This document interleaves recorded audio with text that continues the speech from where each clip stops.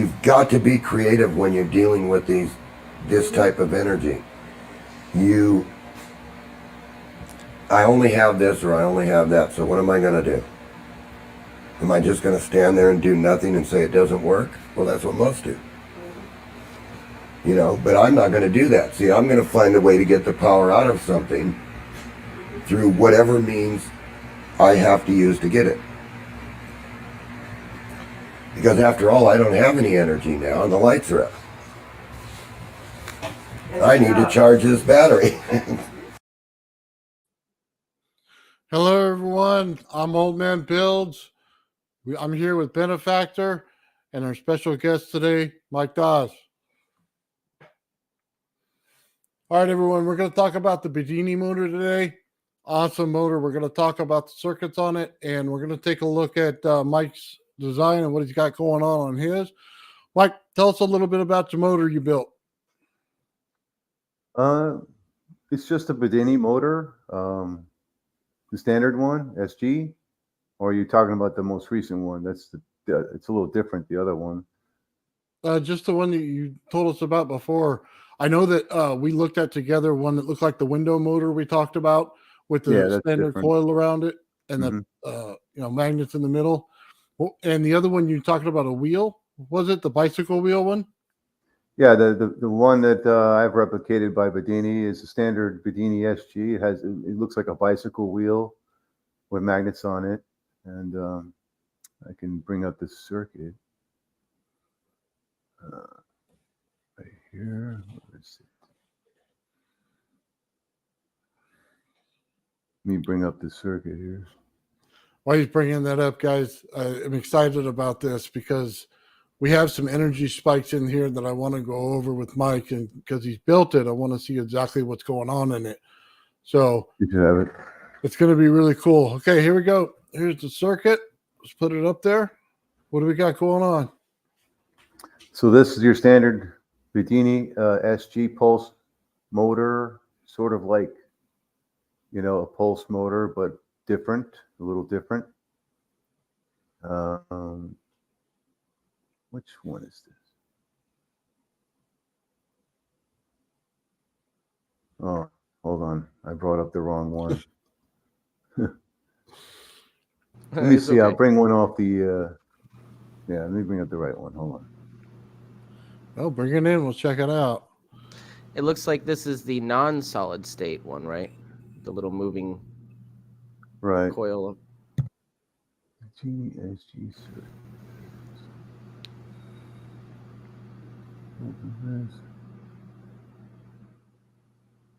Okay. See here, there it is. Okay, that's the one. That's the one, okay. So that's the basic circuit. See here, okay. You can see the blue marking. Okay. Yeah, so here is your source battery.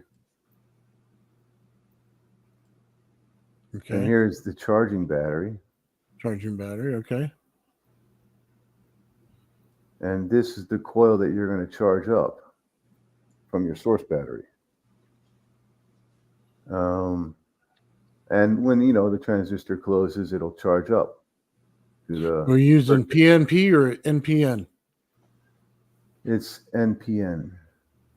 Explain to the audience the unique situation where the diode is actually feeding negative energy.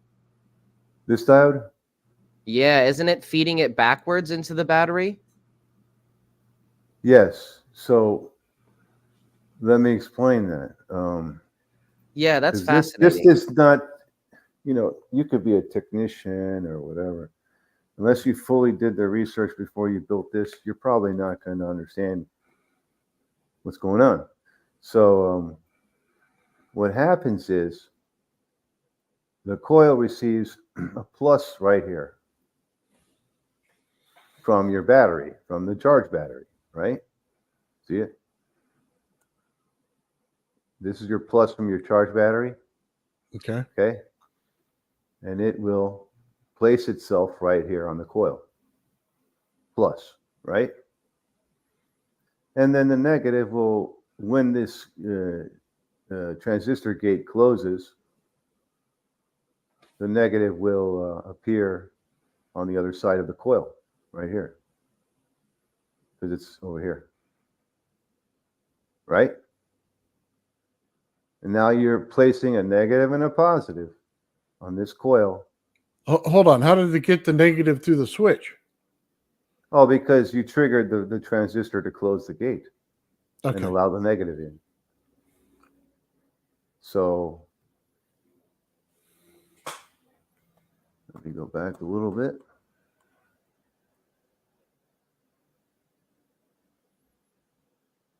So this is the base of the transistor here. And this is the trigger winding, right? Yes. Which is like a gauge 28, a little thinner. This is like 26 right here, about 150 feet of each. Are they separate? When you I thought they were say wound they're together. wound together. Okay. When like you a say trigger bifilar. wire, is that the pickup wire or the wire that you're inducing with? Yes, they're wound together. Both these are wound together in a bifilar. Oh, that's right. They're bifilar. Right. So this magnet here, when it ends up around here, it's going to, and there's a core inside here, iron core. So it will, when this magnet ends up around here, it will charge up really both the coils, with magnetic field from the magnet. But the only coil that's going to matter, this is that magnetic field from the rotor magnet hitting this coil is not going to do anything because it's just not going to, but it's going to hit this coil, also, and give it about 2 volts, and it's going to send the 2 volts to the base of the transistor. This will be the positive side of the 2 volts from the trigger winding. And this is the negative side of the trigger winding 2 volts. So the negative, here the positive, goes this way. It's the base. The negative goes this way. It's the emitter. Triggers the base like that, Closes the gate. Allows this negative here to touch here on the coil. And of course, this positive is already touching. Okay. All right. Was that too fast? Was I too fast there? No, go ahead. We're good. No. We're right in line with you.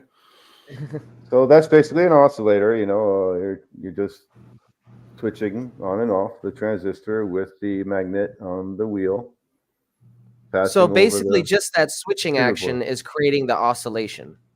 Right. The trigger coil is creating the switch on the transistor, but you see that how the running battery is hooked up to the coil on the positive side already. Mm-hmm. And the negative side has got to go through the transistor to be connected. So would you say the switching action of the transistor is like taking the place of a function generator, shaping the signal, pulsing it or whatnot? The switching action is just going to turn it on and off, and that effect is what it takes to generate a radiant spike, is to turn the switch on and off. That's all you have to do. And isn't that what a function generator does? Like in a square waveform, it's just turning it on and off at a certain frequency? Well, a function generator has like capacitors in there to create square waves and keep the line up a little longer before it drops. And they have circuits to shape the signals the way you want them. This circuit is designed to shape the signal like a flyback signal, like a radiant flyback signal. Oh, okay. So the resistor in there. Yeah, because there's no capacitors to actually keep the voltage up or do any shaping like that. There's no capacitors in this circuit, but there is a inductor and a switch, and that's all you need to create the flyback event, is to turn off the switch. Every time the switch is turned off, this event happens, no matter where the switch is or what it's hooked up to. And this is why, the old TVs used to blow out the old tube TVs, they had transistor tubes in there, and when they would turn off the TV would blow up. Like, Oh, the cathode ray tubes. Yeah. you know. Okay, so very real quick, common. Mike, real quick, the resistor. I want to get to this part on the resistor before we get to the transistor. And I believe he said 830 ohms is where you started. Can you please explain why it's 830 ohms based on what the magnets are? 830 ohms. Yeah, on the resistor going in before we get to the transistor. Oh, okay. Yeah, that's just to limit the current on your trigger signal coming from the magnet right here. The 2 volts coming from that hitting here has some milliamps to it, not a whole lot, but then again, keep in mind, as this wheel spins faster, that those milliamps go up. So having a potentiometer here, you can turn down the milliamps so that the strength of which the switch closes is a little weaker. So the more milliamps you give the transistor at the base with your voltage, your 2 volts, the stronger the contact will be. So that makes a difference in all these effects, you know. If you have a very weak contact and brief, as opposed to a very strong and firm one, all these things matter. Okay. But anyway, I was wondering about the heat. You know, you can tap really fast and by not touching very strong, you know. So that's by limiting the current with these resistors right here, you know. I was worried about the heat. So when I watched that's 100 say about it, it was the reason the resistor was so low is he wanted to reduce the heat because he wanted to keep it mostly potential when he had the magnet come over the coil and he put the rods in I it believe that were that those rods. resistors limit the duty cycle from being, you know, too long. They limit the current, so the less current going through, the longer the switch stays down. Right, but the less heat that the circuit gets is the less amps. Well, this is just a trigger signal, so it's not really handling much amps. This whole circuit here, where is it? Sorry, let me go back. Right here. Okay. This part of the circuit. Let me just explain why. He explained when you take the neodymium magnet and you put it in there, it takes the core of the actual coil, and what it'll do is it'll heat it up because it puts too many eddy currents in it that cannot get out. That's why they use the welding rods in order to disperse the heat. Then they put the resistor in the circuit to make sure that you don't have overdue heat in the circuit with amps. So based on that, when it flows through to your transistor, it's now potential instead of an actual AC voltage. You're getting pure potential through it without the heat, without the amps. Right. Well, that's the coil that handles the amps right there. Right. It's going to matter when you go put it past the transistor into the diode before it gets to the battery. Because that's where it's going to make its special H wave. Wait, what's an H wave? It's basically like you see like a molehill or a sine wave on the top. Okay. Mm-hmm. And it looks like an N, except for the N part turns into an H part when you get a spike. So you basically have 90 volts that comes through the system, right? And then at the very top, it goes from 90 to 300 is the way Bedini described it.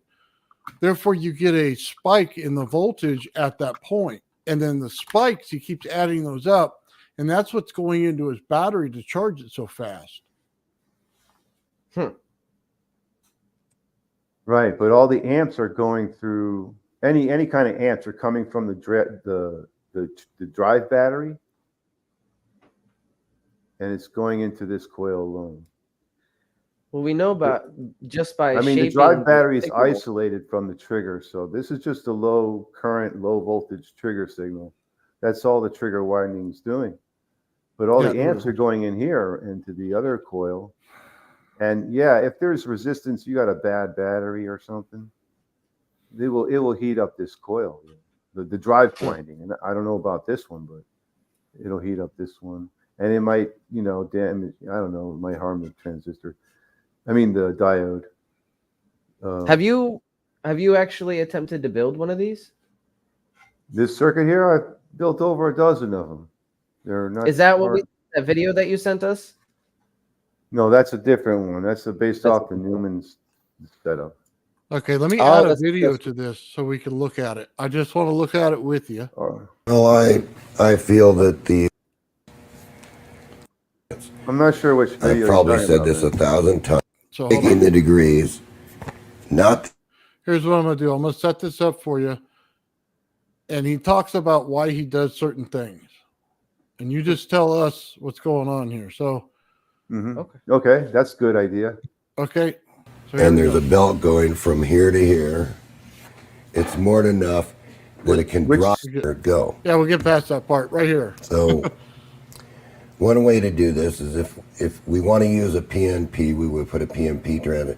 And a PNP is designated like this. P stands for what? And N stands for what? PNP. No, I'm sorry. Yeah, that's a PNP transistor. No, it's an NPN. Positive, negative, positive. Yeah, watch. Okay. Okay? But we don't want to use the PNP because Right, it's an NPN. we want to be able to capture a different form of energy. We're not looking for the normal form of energy. We're looking for a different form of energy. We're looking for a form of energy that is basically currentless. We don't want any current. We want the current to build in here, but we want to shut this current off. We want this current to build a magnetic field, but we're going to shut it off right away. So, what we want to do is we want to use just a basic NPN transistor. And of course, in this loop, this is the ground. You want to pause it for a second? I got something Yeah, to say absolutely. here. So- Here we go. Right Go where ahead, he is Mike. at the bottom there. You see the ground where they. Well, that's the battery negative also. Okay. Yeah, imagine all the grounds going to one, so it'd be, technically one line. Right. So the transistor is going to close and give you the negative. So on the Right. top of that coil is where the positive is jumped already. Right. And it So was he's going to switch the negative to energize that coil.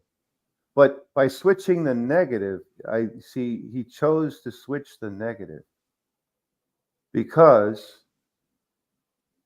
it's negative energy. What other reason? It's behind the zero line energy. It's the negative zero, negative one, negative two, negative three, like metric. It's that. This is the reason it gets a special effect. This is why I get excited about this motor. So let's watch a little more and tell me where to stop. I mean, you could switch the positive or the negative. Yeah, but We know that we want to connect the battery.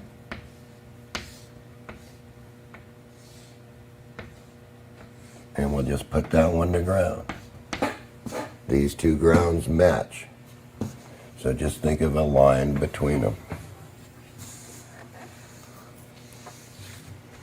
Okay, the next thing that we want to do is we want this wheel. We're going to move these magnets.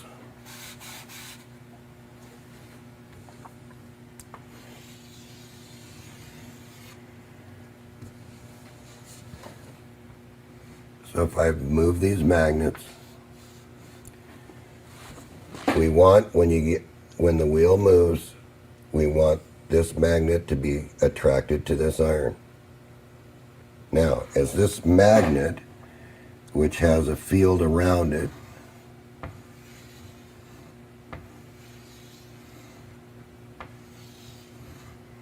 now here's comes where the into this trigger iron winding. pole, it's building a field inside this coil of wire. And we're going to use that field to turn our transistor on. So very simply, we would just come like this with a resistor. Way better than a reed or anything and I'm else. telling you where to start. 680 ohms. Oh, I don't want you to misread put a that. 47 ohm there. I 680, don't want that's you to put a even 10 lower. ohm there. And I That don't want sets you to your put a 100 frequency, ohm your there. RPM. I want you to start at 6. Go ahead, Mike. I mean, that 680 is going to set your oscillation rate, your frequency. If you get that to self-oscillate with a 680 ohm, you keep in mind, you could make a Bedini bifilar that's more than 150 feet long. You can.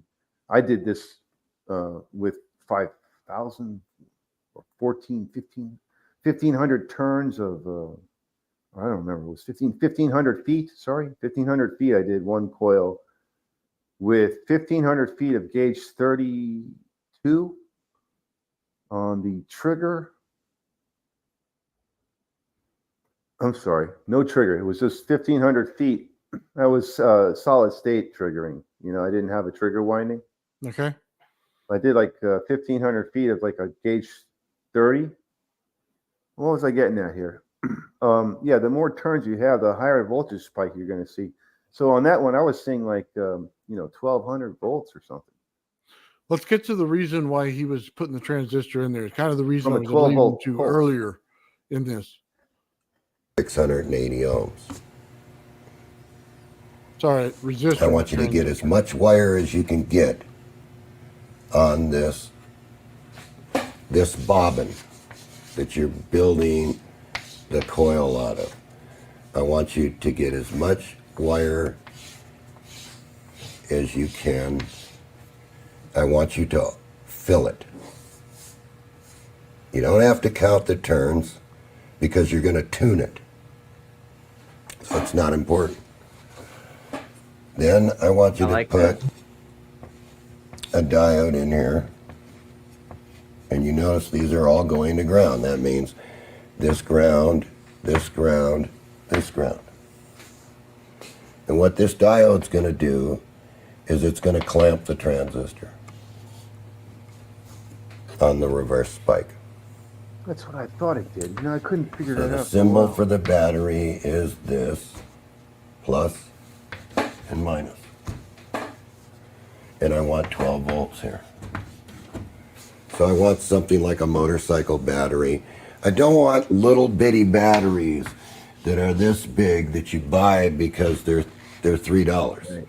Because you're not going to gain anything with a battery that's this size. You want me to explain It's how going it to give clamps you the reverse spike? 1.5.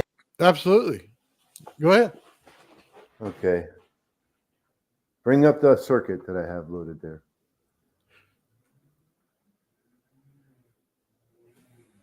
The diode is there, yeah. This is positive now. Right. So far we have the diode what on happens the bottom. here, what he says that diode, I'm sorry, this diode, the diode on the bottom is just in a slightly different place, I was going to say, than where he had it. No, it's But exactly it does the same place. thing. Same place. It's right. That's what I'm saying. Correct. It's the same thing. Reason why this diode is clamping the transistor on the reverse spike. How is it doing that? I'm going to show you. If you don't have that there, what happens is you got the plus here. This is not the reverse voltage. This is the forward voltage, plus and minus, right? From the battery. See it? Okay. But when this coil reverses polarity, it's going to go minus plus. Now this becomes minus and that becomes plus. And that's high voltage plus. And where is it going to go? It's going to go right through this diode, through the battery, the charge battery, and through I think it stops at the charge battery. No. It goes through the other battery. And this is the positive. No, so it can't do that. maybe that's not the path. I'm trying to figure out how he stopped the flyback signal from triggering the transistor, because you don't want that.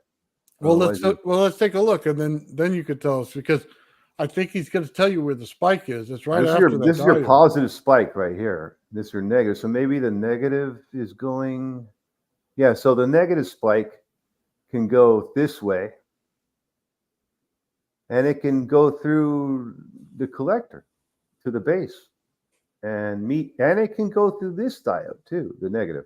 I don't think The negative spike goes that way. Negative. Negative. Yes, it does. Negative goes that way. Goes to here, to this Not negative. the spike. The negative spike right here. This negative spike. Well, but it has to meet the positive somehow, right? Which is right here. Going this way through this battery. And it meets itself right here. Yep, he's right. all right. Houdini is doing it correctly. He clamped the so the negative was able to go through there. You can't go through the diode. The positive can't go through that diode. The negative. So, can. real quick, clamping. I'm sorry, you're the, right. You're right, Nathan. You're right. My God, you're right. The spike is after the diode, so that The positive. Right. that So, No. real quick, can go through this only. diode, Nathan. The negative can go through this diode. That no, way. I understand that diode down there. It's not the one I'm Positive can talking go about. that way. No. But the other diode you're going reverse on is by the plus in the middle of the whole thing. Well, if this is your plus flyback here, Right. So the diode right to the right of that is the yeah, one it'll you hit said this it went battery, and reverse the through. negative will hit this battery. Yeah, you'd think it would stop just- there. It can't go that way. The negative flyback does. Yep, but it can't go through the diode. No, but it hits the battery. It stops Right. It's just But it should stop right there, but it doesn't. He's obviously doesn't because he's put this diode here to prevent. he's got a low and a high on this circuit. Okay. He has a very low trigger and he has a high side to it. So the high side will stop between the diode and battery at the spike. So let's just watch it and then you could tell me again, okay? Yeah, if you can figure out You're how this not going to be diode able to run the machine long enough to stopping see the anything. flyback from triggering it. So I want a big battery. I want a garden tractor battery. I can't make this any plainer. I want a big battery. I want at least 13 amp hours.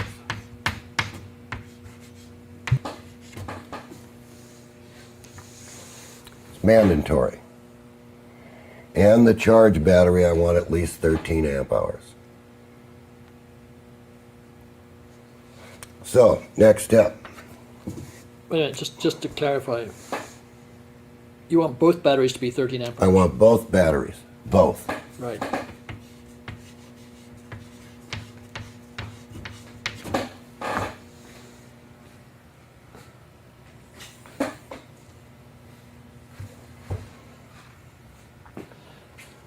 Now the reason that I want both batteries at 13 amp hours is so you have time for the machine to see how the machine works. And you don't have to worry about, well, geez, in 20 minutes this battery ran down and I didn't get anything. That's right, you're not going to get anything. You're not giving nature long enough time to do anything. Nature's not going to come right in and charge your battery over there instantly because she doesn't work that way. She works very slow. So anyway, back to this. We want this to come in and charge this iron pole. And we want enough mass weight on this wheel. We don't want a roller skate wheel. We want something that's got a little bit of mass to it. Now, I know that a lot of people out there have made roller skate motors, but it's not buying you anything. You're not getting the advantage of the mass in this wheel. So, we give it a start. You're talking inertia, really. Inertia, Right, but mass weight. right. In other words, we want something that has a little bit of mass to it. Say, we don't want, say, 4 ounces. We want more like a pound. All right? So, because we want the thing so that when you give it a spin, it can carry itself around until you can figure out and get this trigger circuit operating to optimal, which means that it's going to operate in this bell curve. And we want to be running somewhere here in the curve. What are the axes on that curve? What are the That curve? would be resonance. And what are the parameters on that curve? I mean, is that current against voltage? Yes, or? that would be where the motor's running the fastest with the least amount of current. Okay. So we want to be in the bell curve. You get there with the potentiometer. We don't want to be running the motor down here. We don't want this flattened off. I don't. I'm still confused by Well, I'm gonna okay. look. This motor runs at what we call into a resonant point, So that's where it's the RPM. fastest it can go. Okay. This is the fastest RPM it can go with the least amount of current. Okay, so we want to be running somewhere in here. We don't want to be running here, and we don't want to be running here. If we're running here, you're going to burn the motor up. It's going to smoke the transistor. It's going to get hot. That resistor, We don't want anything hot. Limit the current. So we don't want the coil hot. Trigger. We don't want the transistor hot. We want this to run. So, Mike, that's Basically, the low however side, much right? current you give your trigger signal is the same current that the collector emitter is going to let pass through on the other side of your source, whatever source you're feeding the emitter gate junction. If it's a 12-volt battery source, as in the Bedini circuit, that junction is going to have 12 volts flowing through it with whatever milliamps that you give the base from your trigger signal. So by giving a resistor of 680 ohms there, you limit the milliamps down to make a very, not only a very light tap, but a quick one with very short duty cycle. And like you said, as very minimal current as possible. Yeah, so we're taking out the amps and basically making it potential. Yes, exactly. Right. That's what exactly we're looking for here. It's exactly a trick right, of the Nathan. whole circuit Best way to to get say it. the spike. Going back to that diode, it's a low voltage diode that we were going over before. That's not a flyback diode. That's just, I figured out why that's there. That's to make the signal hitting the trigger winding with the magnet. It's AC, but you got to make it DC, right? So you put the diode there and you clamp it into DC. That's what he means. It won't make it into DC with one diode. Yeah, one diode. No. Makes it a DC pulse. Nope. DC half That's wave. not the way it works.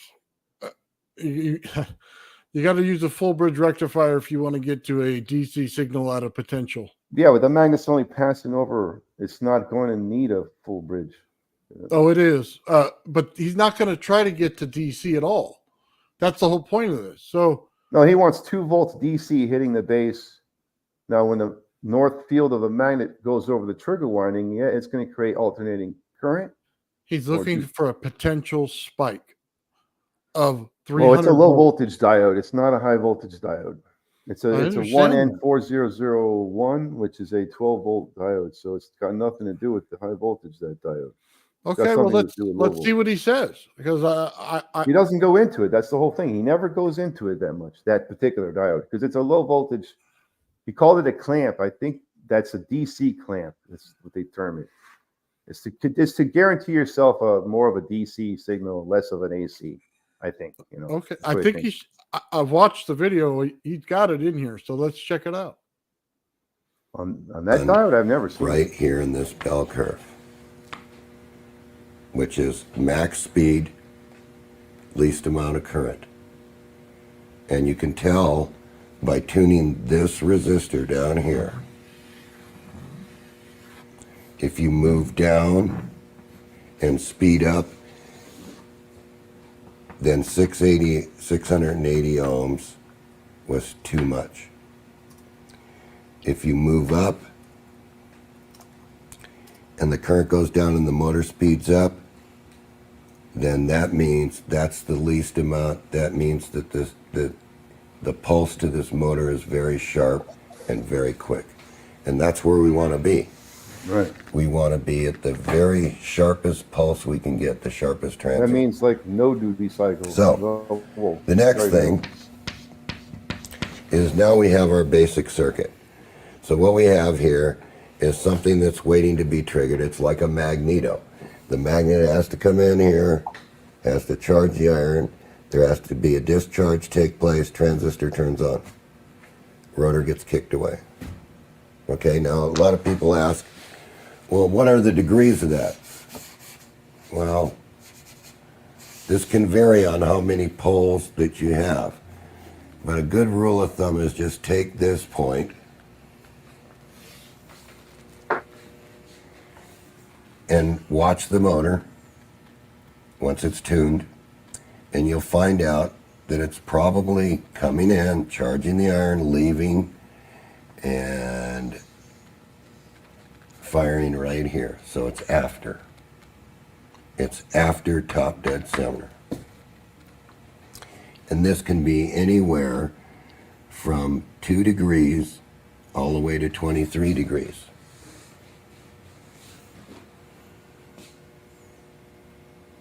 So if you just look at it, as if you have a bunch of magnets,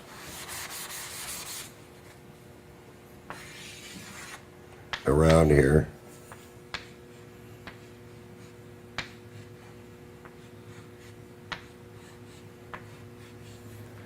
you take these and center them all. It's always going to be after the fact. So if the motor's turning this way, it's going to be over here. It's going to be over here. It's going to be over here. It's going to be over here. And so on. All the way around. Well, what are you going to do if you have 8 magnets and this is, say, 15 degrees? See, we're only taking the degrees, not the entire circumference of the wheel. We're only taking the degrees between the center of this magnet and where it fires. So really during the work cycle. Right. Yeah. Right. So which is where the confusion arose. Because, this is where the confusion arose. Right. I wanted to clarify that. These are the degrees you're looking for. Okay, and when you're in resonance, this will be at the furthest point. So you may be 18 degrees, you may be 23 degrees, depending on how big this wheel is. Because wheel size also makes a difference. There's no true set timing for this machine. It times itself. And the reason that it times itself is it's self-servoing to the load. So, we have the motor running. We have a 2-pole motor running. It's running now with this circuit. So, this battery is indicated by this battery here. I'm going to put another battery down here. Do not put another battery? No, put another battery. Okay. Okay, so now what we want to do is we want this machine to run, and we want this machine to convert energy for us to a different form of energy, because you're not going to get this battery at 12 volts to charge this battery at 12 volts. So you have to convert the energy to do it. So what we do is we just put a diode here. And we put it to the positive pole. And we take the negative pole and come back up here to the positive.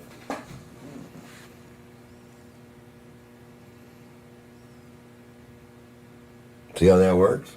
Yeah.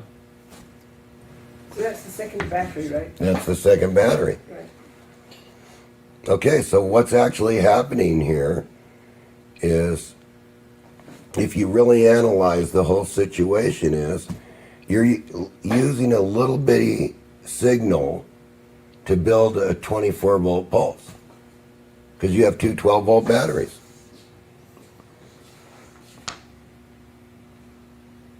Right. Okay? So, what we're looking for in this pulse, and sorry about the motor, what we're looking for in this pulse is something that sort of looks like this.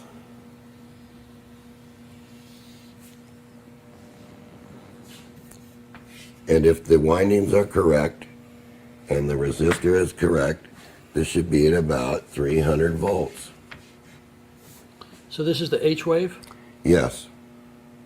Not all will look like H-wave because no one knows exactly what they're going to use for a core and what they're going to use for magnet. Now I'm going to make this one statement here. Do not use neo magnets. Use ferrite magnets. I've probably said this 1,000 times, and now I'm telling you, do not use the neo magnets because you're going to saturate this. This is going to be at the wrong distance between here and here, and you're going to fail. And that's all there is to it. You're just going to fail. What you want is a ferrite magnet here, a number 8 ferrite magnet. So I'm clarifying this for you. That's what I want. I want a ferrite magnet. I don't want a neo magnet. So I'm looking at voltages between 90 and 300 volts. Now, for all you interested in, well, I can't measure anything here with a meter. Well, why can't you? Why? Because you're only dealing with this. This little spike right here. It's not very big at all, is it? But what it is a hammer blow to this battery. To which battery? Sorry, I missed it. To the second battery down here. This causes a sharp transient to end up on this battery. Because this battery, battery A, this is A, and this is B. Battery A just supplies a trigger current for this device. Because what we want to do is we want to trigger the energy out of the field that builds in this coil. And we want to send that back to this battery. So actually what we want to send back to that battery is all these little spikes that actually look like this. Because that's the only thing you're going to see over the battery. And you're probably not going to see them at all because the impedance is so low here that the chemical is going to absorb it. Now, I'm not looking for current here. And one way to test this is put a 1 ohm resistor, take this battery out and just put a 1 ohm resistor here in between these 2 points. And if you are developing current, your machine is running incorrectly. All right. Have you got?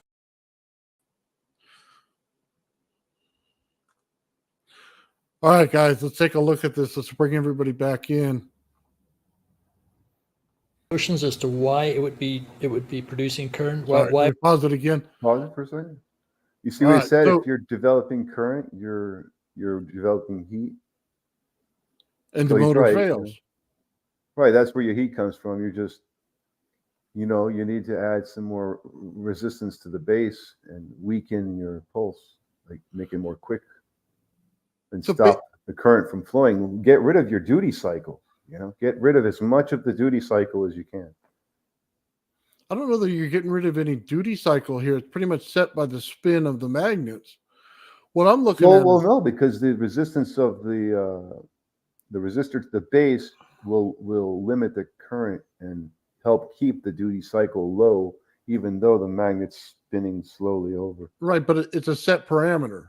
Well, yeah. Once he puts a right. resistor in and he has the speed, you're done. It's going to be a constant. What I'm looking at, It's strange because that speed is not. It only performs constant on a healthy battery, healthy load. okay, here's what I'm getting at. We were looking before at your circuit, and it's a little bit different than his. So he's got, right after the transistor, we have the No, this is diode. the same circuit, the same. A little bit, but he has the battery in there wired, the positive straight down to the The negative top on battery that is side. the run battery. Yeah, the second battery, the one on the bottom right. That's the charge battery. Yes. So that's a Same little thing. different than the one you showed us No, it's the because same you were thing. going all the way around with it, and it's just a, you know what I mean? Only thing different, I don't see the Because his is diode on the what- base. He doesn't have the diode hitting the base there. His anymore. primary battery goes to ground, and you had the circuit you had goes from instead of the ground, it goes to the second battery. So it's a little bit different on that end. What I'm getting at here. Yeah, this is one of his other circuits, right? It's similar. Okay, so what I'm getting at here is right after the transistor, after the diode is where you're getting your spike at. It's exactly where he says he found it. And it's between 90 and what do you say, 300 volts? So you're getting 210 volts right there on a spike of pure potential. And he says if you have a resistor between the battery terminals right here, or take out the battery terminals, put a resistor in here, and it blows, you have too much heat in the circuit.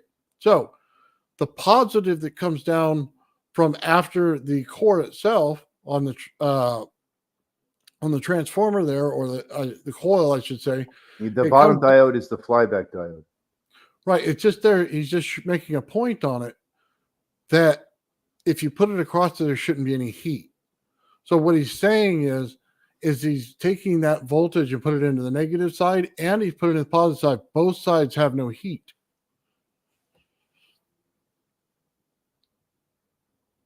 Yeah. I mean, I'm trying to remember which circuit this is. It looks like the one where he uses the ground.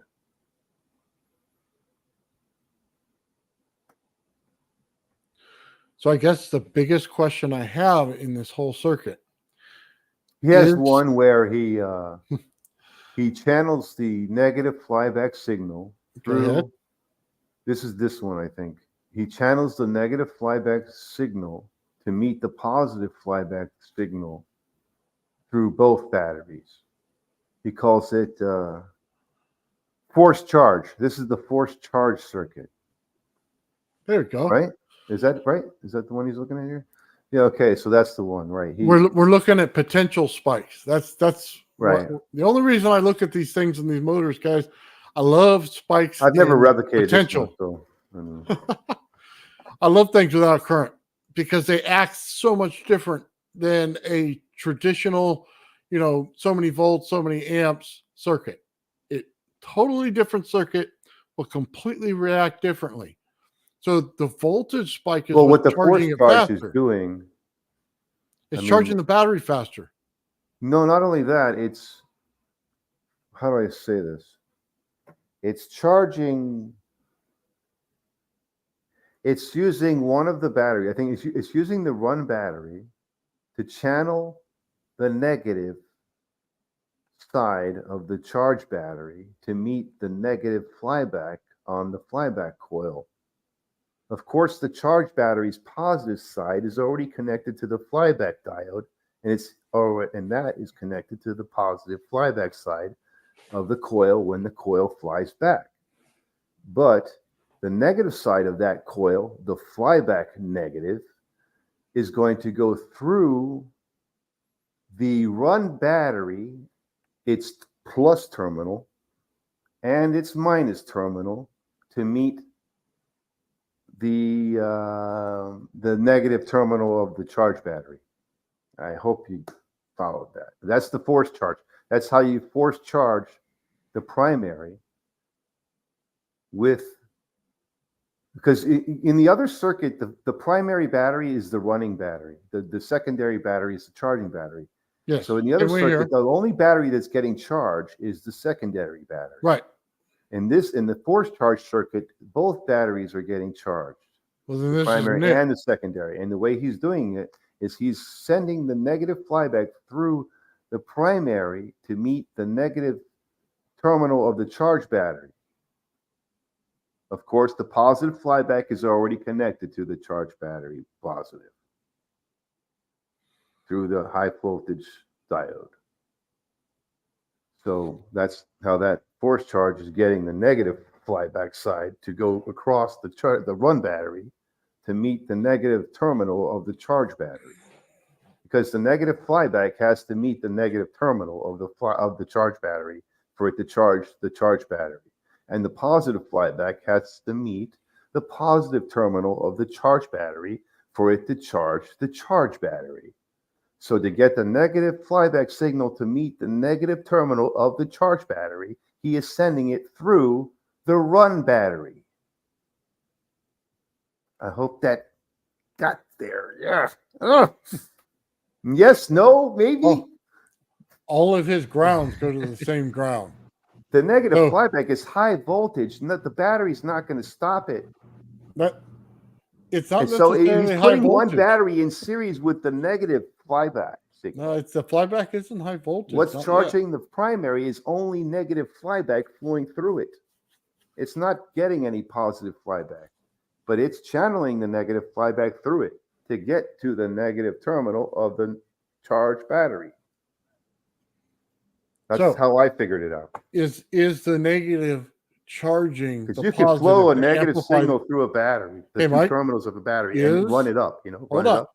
Is the negative channeling back through the circuit in order to get the spike, along with the positive? He's not using the negative flyback in the process of charging the run battery. He's not using it to create the spike. He's just using it. He's using the spike that was created, the negative side of that spike, to go through the run battery to get to the charge battery's negative terminal. And in the process of going through the run battery, it's charging it up. See, the negative signal alone is going through the two terminals of the run battery. It's hard to imagine, but yes, you could do that. It's still a wire in there. That battery is still got continuity of some kind. Okay. So either a positive can go through it alone, or a negative can go through the battery alone on the way to its positive. Let me just say, you got to go to the, you got to have its inverse on the other end. If you put the battery in the line of that, it's going to, the flow is going to go through the battery. Come on now, Mike. Let me get a word in. All right, go ahead. Okay, listen. There is no positive and negative in potential. Okay? It's why he gets a spike. No matter how it runs through here, it runs like static electricity through his circuit, and it spikes. Right. There is no positive and negative to potential. Right. He's directly putting potential in both sides of the charged battery. Right. You have to collect that spike. You have to collect it by collecting both poles of the spike, the negative and the positive. But without the heat, he's getting no ability for that stuff to push back on him. See, the amps will push back on everything. That's when you go from potential to something that's semi-close to where you can convert it.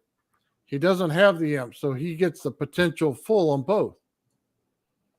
That's why he puts a resistor This is a in there. potential device. It's not an amp device, but yeah, it sure looks like an amp device the way the wheel spins.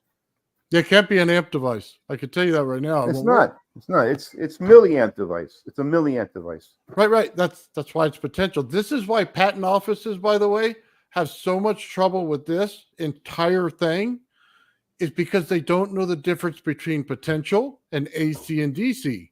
They still think potential's AC, and they can't tell the difference. So they'll never recognize in a circuit doesn't matter what form what anything does. That's what I'm getting at here. It's kind of tricky the way this guy does it, but it's exactly what's going on.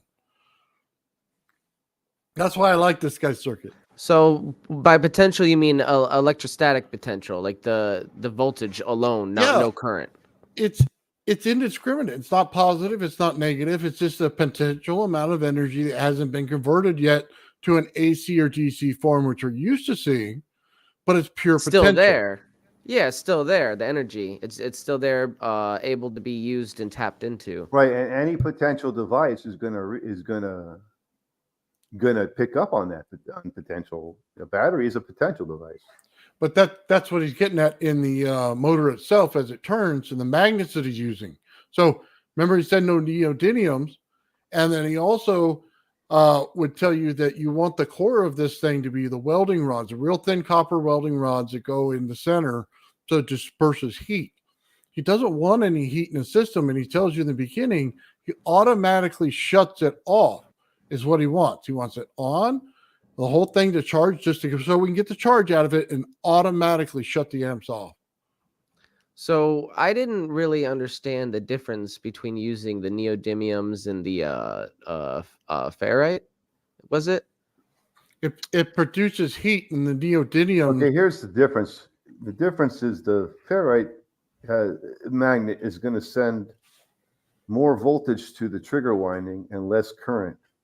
And the neo is going to send more current to the trigger winding and less voltage. And the currents will what's do producing what? the heat. Which will do what? In turn, it'll tell your transistor to allow more current flow. Mm. You know, because it reads the current. Once it hears, here's 2 volts, it turns on. But after that, the transistor is reading current. How much current is behind that 2 volts? And from there, the transistor can create a duty cycle. So when you're using a neomagnet that creates more current, it's stronger. So you're going to have a longer duty cycle. You're going to have a harder time. You're going to have to add resistance to the base to get around that. But you can it'll still work. It's going to kill your transistors. What it's going to do. If you don't So add it's more about resistance to the base, balancing yes. the system. If you start adding amps to your thing with neodymium magnets, say goodbye to your transistor in the first 3 seconds. We're smoking.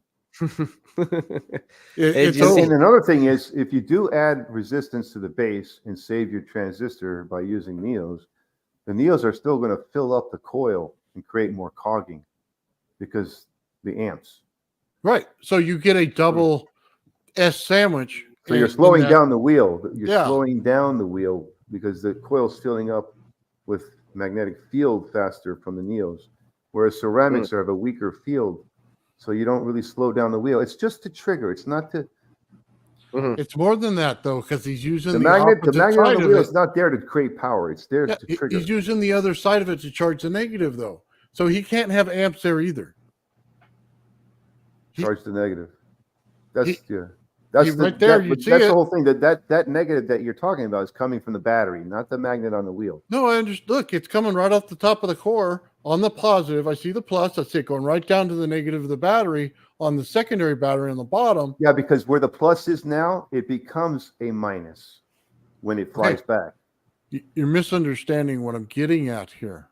There can't be current in that either, because if he puts the resistor in there and takes it off the terminals of the battery and puts in a resistor, it can't have heat.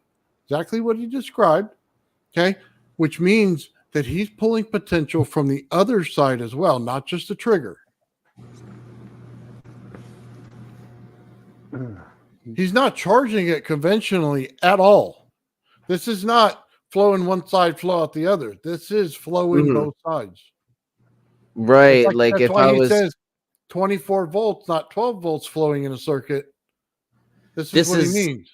The opposite of what they teach you in school of how to build a circuit. Exactly. That's why it's special. And that's this why is a lot something of people don't figure it out.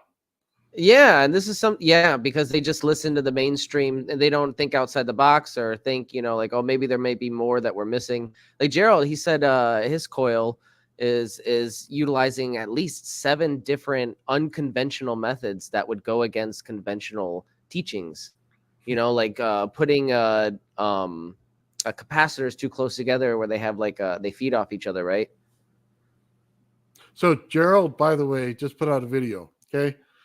And he's using a Draward Morin device in order to charge that actual what do you have on there? Lights on there one time. He also had a battery that stayed steady at the charge. Oh yeah, I saw that. It's just had that little pump motor. So just understand this. He hasn't rectified it. So it is actually potential going in there, and he charged it overnight, and he's getting it to stay steady. It's the trick of using potential. So when you see his device, I guarantee you he has that going on in his circuit. Interesting.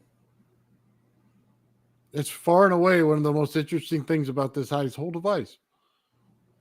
Yeah, this is all really cool. Speaking of bifilers, how come nobody ever tried using a bifiler as a stator pickup coil? That's amazing to me. Nobody's tried that yet. I don't know. Well, that's basically what the rodent coil is, the PoE. It's a bifilar. A typical three-phase generator has magnets on a rotor. You spin the magnets over a coil. Mm-hmm. Why not a bifilar coil? I think that's what the First Stop Energies was researching before they kind of went quiet. You see like videos of them spinning giant. You have G, rotary. huh? Ah. Hey, Gerald, I'm on your case, buddy. I know what you got going on there. Trust me. Oh, cool. I have to mess with Gerald a little bit because every time, man, he always makes me wait a little bit. He gave me a little bonus this time by showing me the battery charge. But I'll tell you right now, he makes me wait. I want to see his coil and even explain it, man. So it's one of these all days good. he's gonna give a presentation. He's just gonna open up a portal to another dimension. Oh my gosh. Well, I'm thinking at the very least a bifilar stator coil will be less cogging, if not more cogging. But if that's the case, you'll get a lot more amps out of it. He's going to make all those math people go absolutely insane pulling their hair out. Trust me. When they find out everything he's using here, talk about all the letters coming into your algebra equations and your physics stuff. Oh my God. You're gonna triangle here. We're going to go over here. You know what I mean? That's over here. Academics saying they got to relearn everything. Yeah. Hey, Ben, why don't you handle a couple questions for us, man? Some stuff that's going on in the chat. Yeah. My chat really crashed, so I had Your to restart. Chat crashed? Yeah, my stream crashed. On the stream? No, I restarted the stream, but there's nobody watching my stream right now. I could talk a little bit about the circuit I'm working on. It's based off the Bedini concept. Okay. And the differences between how he's switching and how I'm switching, and why I'm switching differently. And it's to accomplish one of his goals, which is to dump the radiant as fast as possible. Let's put it that way. Okay, so you got a video on that, Mike? Yeah. Okay, you go to shoot it up here and I'll put it up. All right, I'll do that. Nice. I'll go ahead and remove this one off of there for you guys. Man, it's an entertaining conversation, isn't it? This circuit is the same Bedini concept, modified. It's Bedini modified. I think the best name for it, which I thought of it as today, I'm going to call it the Bedini bounce. The Bedini bounce. I like that. Yeah, John Bedini's an interesting fella, isn't he? Yeah. The Bedini bounce. And I think starting to understand some of what he's trying to explain by having you guys explain it in more simpler terms. Okay, Mike, that's what we got right here. Yeah. One more. We go back. You want to repeat this process over and over and over. But what you really want to do is you want to go as fast as you can. So, and there's the circuit. Let's see here. I saw you guys doing this on Sunday, I think it was. You're talking about this. Sunday. Okay. This is a double pole, double throw relay. I'm using it to energize two different coils. Okay. One to the other, back and forth. Energize one, de-energize that one, energize the other, de-energize that one, energize the other. So none of these coils are energized at the same time. Okay. So, and you can see that in motion here. Pins 3 and 4. Pay attention to that. The arms. And so this is the mechanism. You can do this with transistors, but this is the way you would set up transistors to do it. With transistors, you would do it the way a double pole, double throw does it. And the circuit is to the left there with the two batteries. I wonder if I could zoom in. Oh, you know what really matters here is this. Right there. You see how it's switching both poles of the battery? Yes. Okay, so each battery, what this circuit is doing, in the Bedini system, you have a run battery and a charge battery. And they stay that way until the run battery is empty and the charge battery is full. Okay. This circuit, and in the Bedini system, he switches one pole, the negative, not the negative and the positive. In this circuit, both batteries are the run batteries and both batteries are the charge batteries. During one event of the switching of the circuit, one of the batteries is the run battery and the other battery is the charge battery. It receives the flyback. And the next event, it switches over to the other battery and charges that other coil. There's two coils now. So that's what's the difference. There's two coils here, two drive coils. There's no, the trigger is the double pole, double throw relay. You trigger that. There's no trigger winding. This is basically like the old circuit, only way more advanced. Yes. Yes, this is what everybody's looking for, man. Everybody's looking for a way to stop having to swap the batteries and automate it. This may be a way to automate it so you don't have to swap the batteries. Okay. Otherwise, the run battery is going to get drained, and you got to move it to the charge side and move the charge battery over to the run side and keep your system going. And that's a manual process. So if you see the diodes on the circuit with the two batteries, those are high voltage 1N4007 diodes, and they're both pointing at the positive terminal of each of the two batteries, right? And you can trace it to the coil. That side that it's connected of that coil is on top of the other battery. Do you see that? Okay. You do, right? Yes, I see the double. Yeah. Mm-hmm. And I see the switching. So the coil that's on top, let's stay with the battery on the right.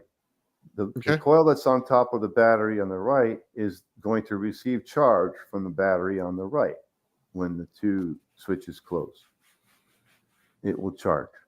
And when the two switches open, the coil on top of that same battery will fly back into the battery on the left. Okay. So let me ask you, process continues. What's driving the original voltage? A 12 volt, those two batteries. So there's no wheel in this, there's no magnets, none of that.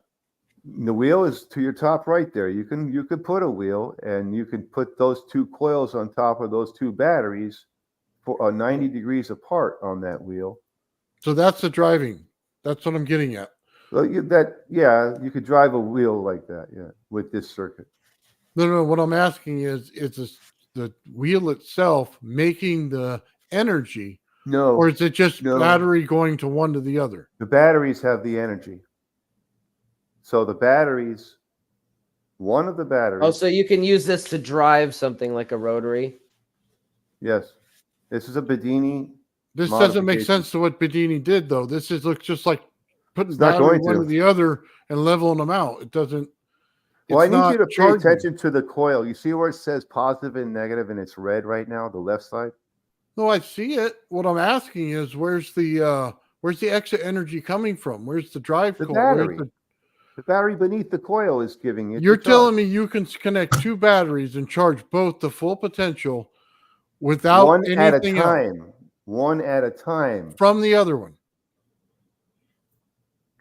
Where's the amplifier? Gerald says he has a theory. One more time. No, there's no amplifier. The coil sitting in above the battery is getting charge from the battery below it. Okay. Not the other battery. That coil. Gerald says he has a theory. Is the one getting the charge from the battery below it. The same thing for the other battery. That coil is getting charge from the battery below it. No other charge is coming to that coil from any other place other than the battery below it. Okay. Let's establish that. You're going to have to explain this to me. No, Benny, go ahead. The coil above the battery only receives charge from the battery below it.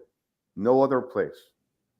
Oh, I was just saying that Gerald commented in and he said he had a theory. The battery does not receive flyback charge from the coil above it. it receives flyback charge from the coil above the other battery. So hold on. Where Does that make is sense? the amplifier in this circuit? The amplifier?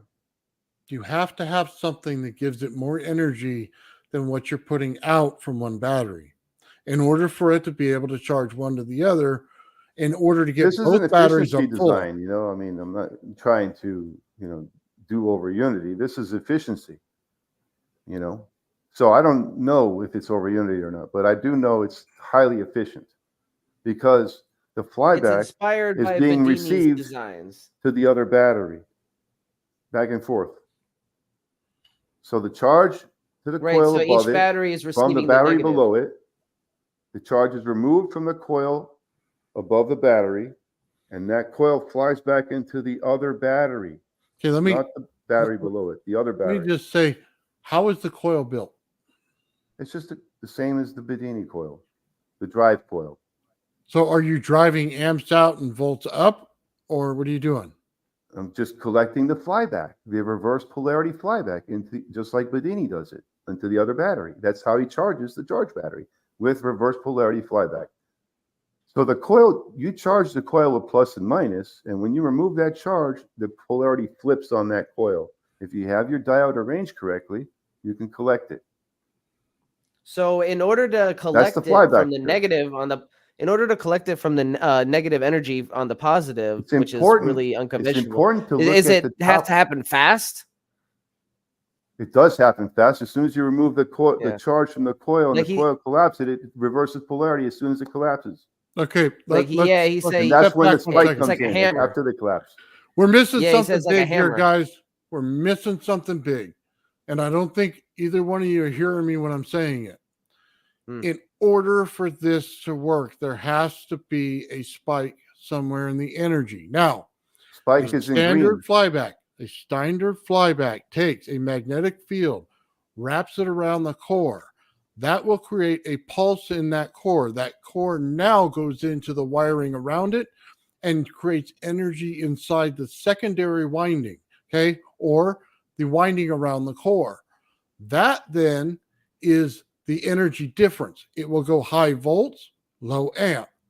That's why when I ask you That's a how step-up the transformer. or coils whatever. are built, it steps up the voltage. That's not what why this it is. This is removes not the amps. This is not a That's what- transformer. This is just a coil. It's just one coil. You energize the coil. Then plus it and won't minus. work. If the way you're describing it, this is no This is different the way than me. the Bedini circuit operates. You It's a could coil. take It's not a transformer. It has if I a core, wanted yeah. to level two batteries, I could do it very easily. This right here is a circuit that's switching on and off, and there's got to be a reason for that. It's the reason you switch off is to collapse the field and generate a radiant spike. There we go. Now we get to it. Radiant spike is the amount I'm looking for. That's the our purpose spike. of this switching circuit. Come to on, Mike, generate that's radiant it. spike. So Okay, that's the it. amplification It's right the there. We same found thing as it. the Bedini There circuit. you It's doing go. the same thing as the Bedini. Nothing different. Oh, Only difference here is the. Mike, I'm pulling your teeth here, buddy. Come on. I'm trying to explain that difference, but I'm trying to explain the difference. So I know you're it's trying to still explain it's different, still but a Yeah, radiant no. spike generator. Okay, it's still We're a all doing the best we generator of can. radiant spikes, right? But the way it's bouncing the spike back and forth to each battery. right, but it's because you're That's the putting in confusing there, part. you're creating potential in the circuit where there was none before. Instead of it going a DC to DC, you're actually creating a spike because of the way you built your coil. Right, yeah. I'm not going DC to DC here, not at all. If that's No, what that's- you think, yeah, no. But just understand this: if you do not explain the spike, people will think that you're taking one battery and connect it to the other. Even if a circuit says something different, that's how people understand it. Well, that's why I if you say the don't word explain the flyback, spike. because that suggests the radiant flyback is the spike. It is the radiant. The flyback is the radiant spike. It's just another word. Okay, for well, it. just remember you can't assume. You got to But tell everybody people knows that, right? Yeah, nobody. So it's the flyback is the radiant spike. It's the radiant spike Bedini's talking about. So, and I'm calling this a flyback loop I guess I'm just using another word for radiant spike. Maybe I'm we're not all good using with the word that as long as you tell us what the conversion is. We're absolutely perfect with that. The battery is doing the conversion by collecting the radiant spike and converting it for you. So your potential on potential when you're going back and forth in the switching. So you're putting a lot more in volts instead of amps. Now, let me ask you, okay? When you start pulsing potential inside the battery, are you knocking off any of the garbage that builds up on the poles inside the battery? Are you creating an ultrasonic pulse inside there? Is what I'm asking. The flyback, the radiant spike, yeah, I mean, it will knock off, it creates that shock wave. Does it mess with the chemicals in the battery at all? Does it play with the acid in there? I've used it on new batteries. I've used it on damaged batteries. I've seen damaged batteries at least show some sign of recovery, whereas any other charger would do absolutely nothing. So I got a comment here. On the healthy batteries, I've never seen a healthy battery, go bad or nothing, but I've never really, fully, I've never run the spike over a healthy battery more than, let's say, a couple charges. Gotcha. Okay, Mike. So let's come off the screen. Let's let Benny take a few questions from the people there, given all the comments online, and see what they say real quick. Yeah, we got a lot of great comments here, Mike. I'm gonna remove everything real quick along with us. So first of all, we have Dead Fish Cheese Spread. Kudos to the name. He says Bedini uses AA's or 9-volt, I think. And I believe in the video we watched, he suggested a 13 amp battery. Is there any other circuits that he would use a smaller battery setup like that?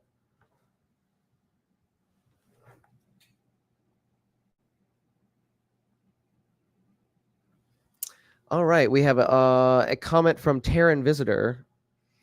It is the radiant spike. However, when the charge battery has ions in motion, you are then swapping it to supply, which is against Bedini/Bearden's recommendations. So that's interesting. I don't exactly know what he means by Bearden's recommendations. I'm not too familiar with Bearden's work, to be honest. We have Terran Earthling. He says, if there is only one negative spike or positive spike to a battery, would create a triode discharge, cavitation evo between the battery plates. So that's going to create plasmoids, he says. That's an interesting theory. Plasmoids, as you know, are the root of atomic energy, free energy. A lot of free energy devices are supposedly, or we think, are utilizing plasmoids or bubble cavitation in some way. We know that Stan Meyer's electrolysis process was resonating the load with a conductor as well as ionizing the gas that's going into the chamber. And what that does is precondition the chamber for bubble cavitation. And plasmoids have the ability to absorb protium from the surrounding environment. And when they discharge, they can release an enormous amount of energy. I think up to like 1 kilowatt of power when they form in clusters, which are wheels within wheels.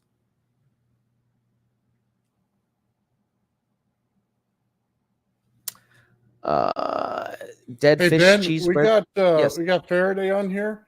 He wants to get in here, but I need his email in order to get the link to him for the chat here. Oh, do I have it? I might have it. If you have it, send him the link, please, so that he can get in on this. I have a couple of people's. If not, you can email me at beneficencetv@gmail.com.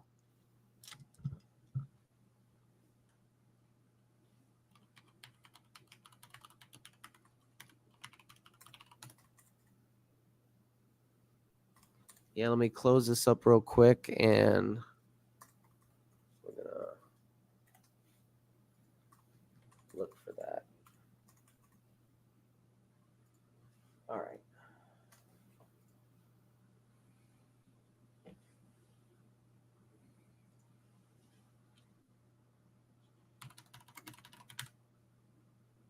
Sorry about this, guys. Just trying to figure it out how to get him on here so he can have a conversation with us. I'm not seeing his email. Maybe he can email me. I put my email in the chat. It's beneficencetv@gmail.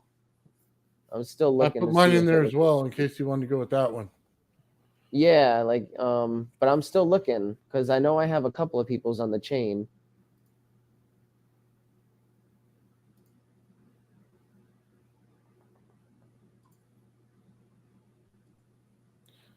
Says development. I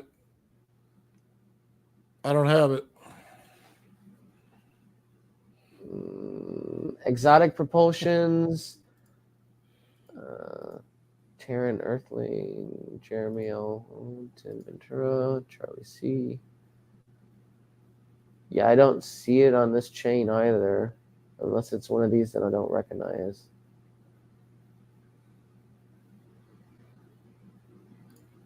He's gonna have to email us. Yeah, I don't have it either. So no, it's fine. Yeah, he could just email us and we'll send him the link. Yeah, we'll just let you know when we get the email in and we'll put them on. Yeah. So let's go back to this, Myke. I'll put it back up there for us and add you back in. Okay. So going back to what someone said about sending the radiant back to the source, that's the whole thing. In this system, one of the batteries is source for one coil, and that coil's flyback is not going back to that same battery. It's going to the other battery. And at that time that it goes to the other battery, that other battery is not a source for anything. Okay. You can see that in the switching if you watch closely. It's animated and it's in red. So the red indicates charge from the battery. Green is the flyback. Notice the plus and minus on the coil, how they change, and follow the diode direction. And you could see that when one battery is charging that coil, it's only acting as the source for one coil. It's not being charged at the time that it's giving power to that coil. It's being charged at a time when it's not giving power to anything, and it's open to receive. And it goes back and forth. It's very confusing, but it works. Okay. Right. It just looks like to me there's a wheel over there with magnets on it. Yeah. So and it's switching back and forth from which coil it goes to. Do you see that? Right. It goes back and forth between which one it's charging to. And based on that, it'll charge each battery. So the flow goes from the wheel with the magnets on it to each coil individually. As they charge up, they send a signal over to each battery. Is that what you're looking at? If you see the coils in red when the magnet lands over it, the one that's horizontal, and it's the battery on the right. About the rotor with the magnets, it had to have something to turn these things on. That's the relay, the double pole, double throw relay. It's on the right there. The relay. What do you mean turn it on? The relay is turning it on. Okay, there's 4 switches here. There's 2 on each battery. There's 2 poles being switched.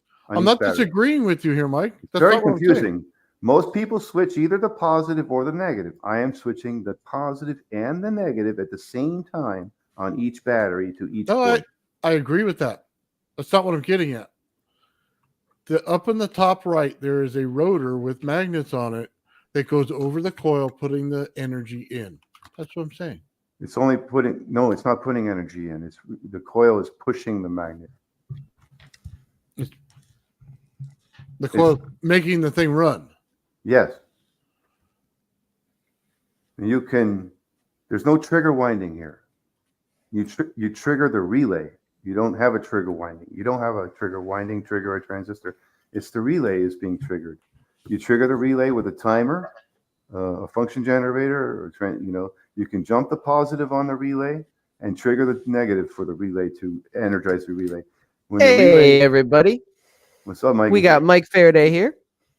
Nathan, when the relay is facing to the right, it's not being energized. It's not receiving the power to activate. When it flips to the left, it receives power. So you just add and remove the power to get the relay to move left and right. All right, that's it.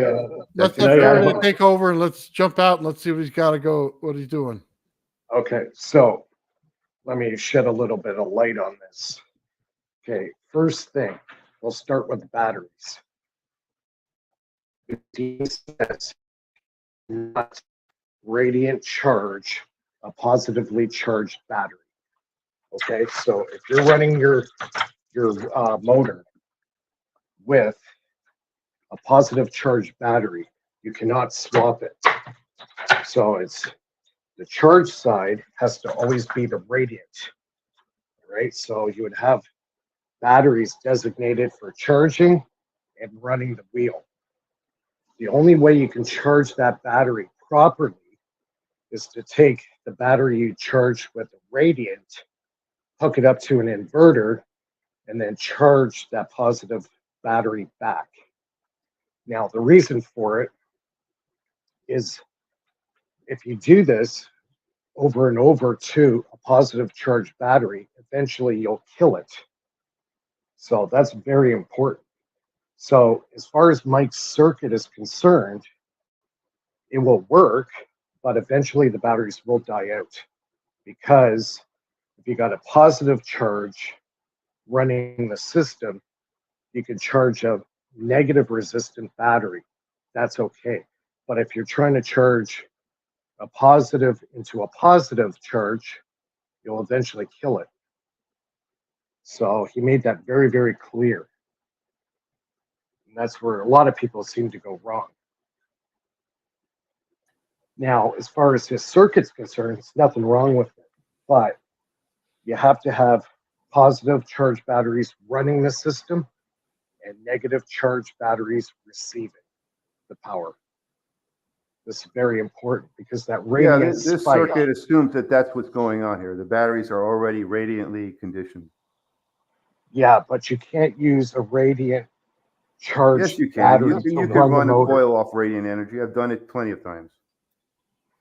He So says you please can't. explain the radiant charge battery. What do you mean? I've swapped batteries back and forth. What do you think I was swapping? A radiantly charged battery.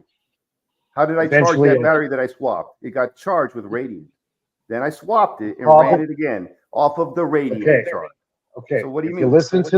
If you listen to the energy from the vacuum source, he talks specifically about this. All right. He says when you get that battery, you want to charge with the motor. He says you have to kill it completely, and then rebuild the battery with the radiant spike in it. You cannot mix a positive spike with a negative spike. You can't mix it on the charge side.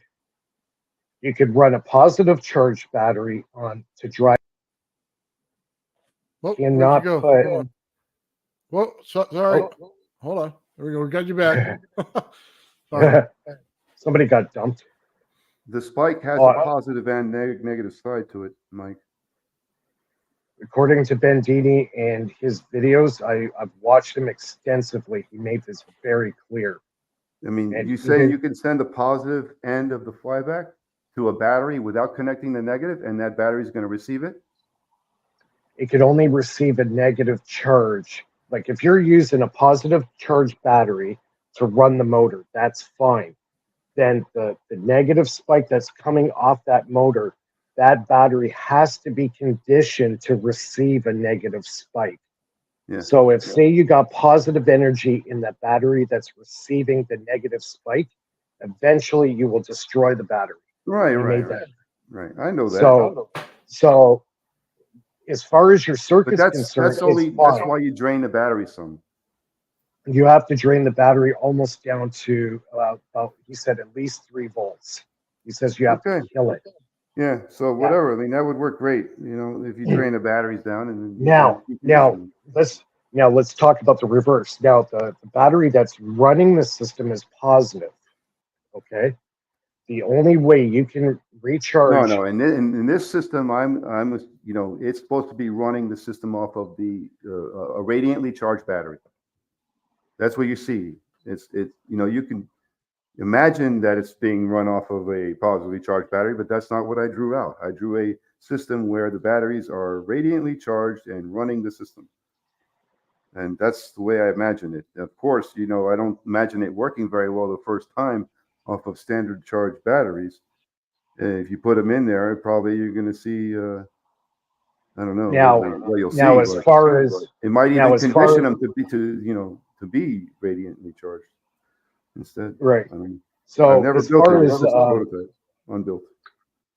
yeah, as far as the battery is concerned, now to restore the battery, say you got a really dead battery, hasn't been used in 5 years or whatever.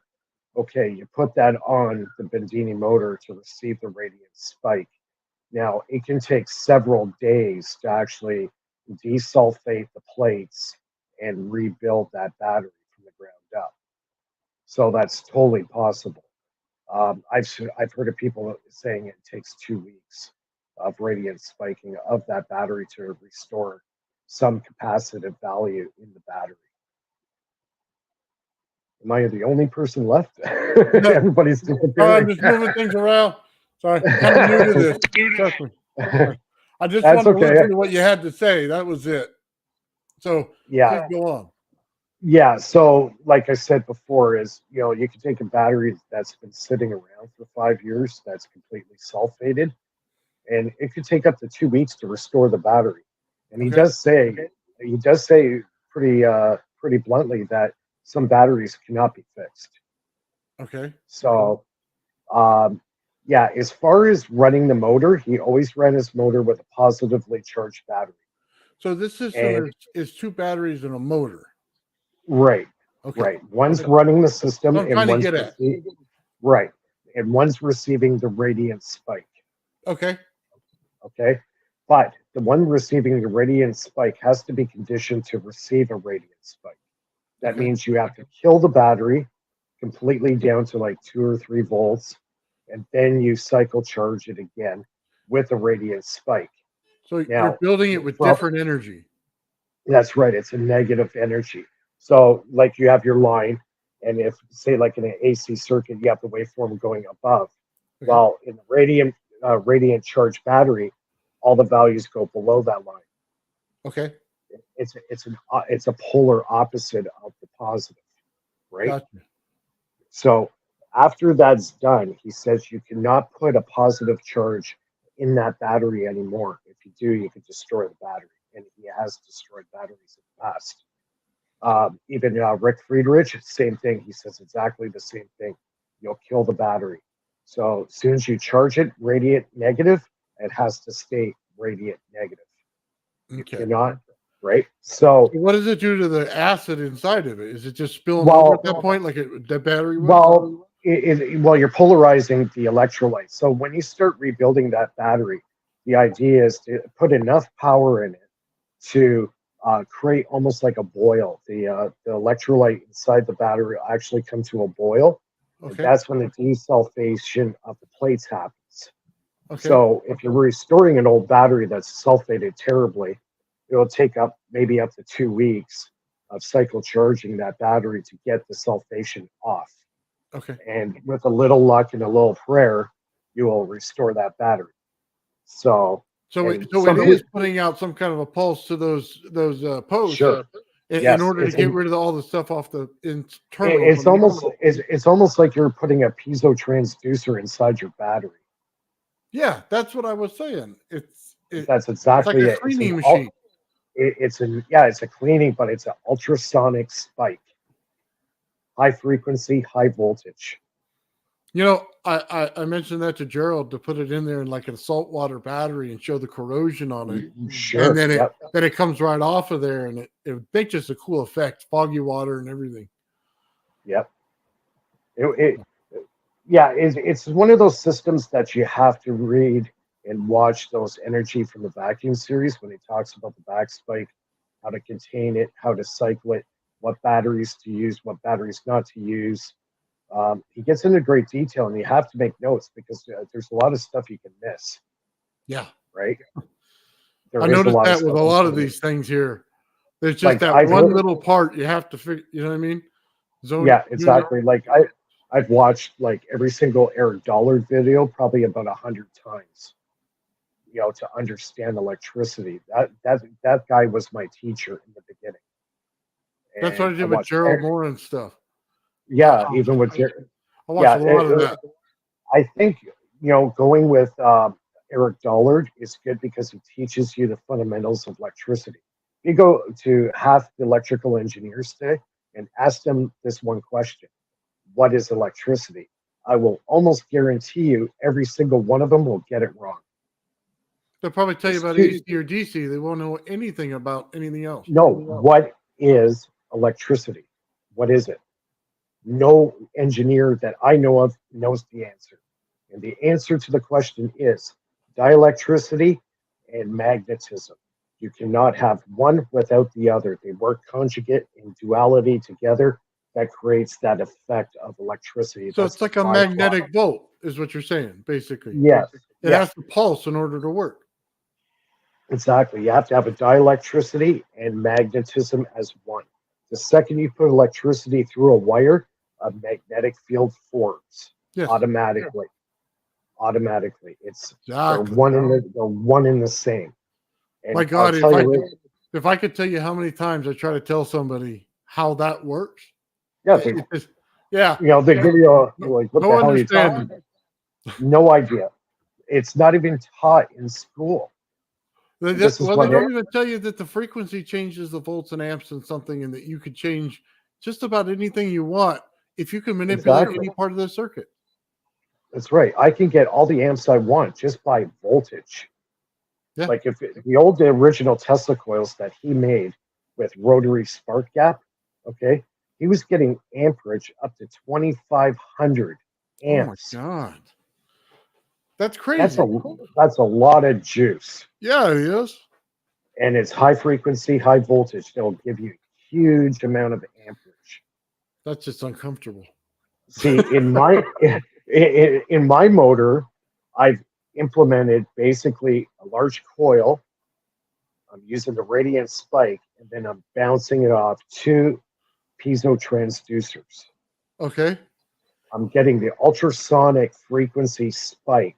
It ricochets back and creates a reactance in the coil, which also multiplies it by 30 times. Okay. So my motor, I was running a little 9-volt batteries, 5 of them. I've been running my motor for 6 months with the same batteries. It's still running. That's the same one you showed last time, right? Yeah, yeah. I could run my motor with dead batteries, and it just keeps going and going and going and going. So let me ask you, what are the batteries doing in the system? Are they taking a charge, giving a charge out of it? What are they doing in the system? They're creating a voltage potential. Okay. My motor is designed to run on almost zero current. The current is generated in the coil with the reactance. That's where the power is generated.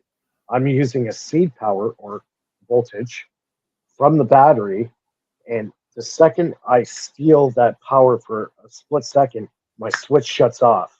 Now, I use a mechanical switch. The second you release a mechanical switch, your resistance to the ion flow from the battery goes to 0. Okay. That's amazing. So you captured the energy. I've captured that energy, but I haven't pulled current from the battery. Right. The second thing about the radiant being the killing the transistors. Remember you asked me that, Nathan? Yeah. Hold on. He was explaining his motor real quick. Let's let him finish. All right. So the second you release a mechanical switch, a lot of people don't understand it. The second you do this, the resistance or the flow of the ions from plate to plate in the battery stop before it even leaves the battery. That's why my batteries don't die. Oh. That's what Bedini's trying to tell everybody, but nobody's getting it. But with Bendini, and this is where I disagree with Bendini, you can only accomplish this with a mechanical switch, never with a MOSFET, SSR, whatever. You will not get the effect that I'm getting with my mechanical switch. I've been able to engineer my switch to fire extremely fast and very precisely, where a lot of people say, oh, no, you're wasting power. No, you're not. No, I'm not, because my battery's not dying. So Why when is you my say battery? switch, is that your spark gap? Yep, my spark gap switch. Okay. The second that release happens, the current flow from the battery ceases. But I've now got that radiant spike, now enters my coil, creates the inductive reactance, hits my transducer, bounces back into the coil, and multiplies it by 30 times at least, and then exits the system through a diode. So that's the amplification Gerard Morin was describing when he used That's right. the spark gaps in the system. Exactly. He's Myke, how do you 100% control your correct. frequency? Frequency, speed of the motor. That's it. The That's your spark gap. frequency. The spark gap is controlled by the pulse. My motor's always usually 4 magnets per 360 degrees. So What's triggering the spark gap? that's what triggers it, is the magnets magnet. off. The magnets trigger. That's The how you spark control your gap frequency. is the amplifier in the circuit. That's right. It can, Brings it up. So you're using the magnetic field to trigger the spark gap. the Okay. magnetic field's all generated in the coil. All the I power mean, is the field generated from the in magnet coil. coming to the spark gap. You're No, using that to- it's just a triggering mechanism. It's a triggering and timing mechanism. That's all that wheel a does. function generator. So how do your amps come out on the other side? So if you got milliamps coming in going through the spark gap, right? What do Right. they come out in the end? Is it a lot lower? What's the Oh, it's a lot higher because of the inductive reactance that's in the coil, right? That accelerates the electron flow in, because you got that back spike. Everything collapses and then wants to go out, right? so is it creating a vacuum to suck it into the other side? Pretty much. Yeah. I think what It's your spark gap is on the negative. My spark gap creates, well, yeah, it basically makes the And you're current flow triggering from the positive with something else. well, most of it's happening in the coil. The spark gap switch is just controlling the flow of ions from the battery to the core, right? Giving you your duty cycle. That controls the duty cycle and frequency. What are you using? An optocoupler and a function generator? What's controlling your frequency? Well, I use the 3D printer proximity sensor. So every time, so every time the magnet spins passes around. that or whatever, and then Yeah, it's 180 degrees out of phase. right. So you isolate. Yeah, I got a The lot of timing right. You get the RPM just right. Yeah, you get a huge amount of inductive reactance in the coil. Interesting. But the release, the break in the switch is key. It's really key. So you're removing heat out. Where do you go? You're removing heat out of the Okay. system while you're spark capping it. Yeah, there is no heat because it's a negative energy spike. You never get the heat. If anything, my coil goes. I've recorded as low as 9 degrees below ambient. So instead of a transistor, he's using a spark gap. The spark gap switch, yeah, Yep. or the 12-volt automotive relay switch. And I've did a little mod to it, so it'll trigger faster. But not both, not the relay and the spark gap, either or. No. I just use the spark gap switch. Right.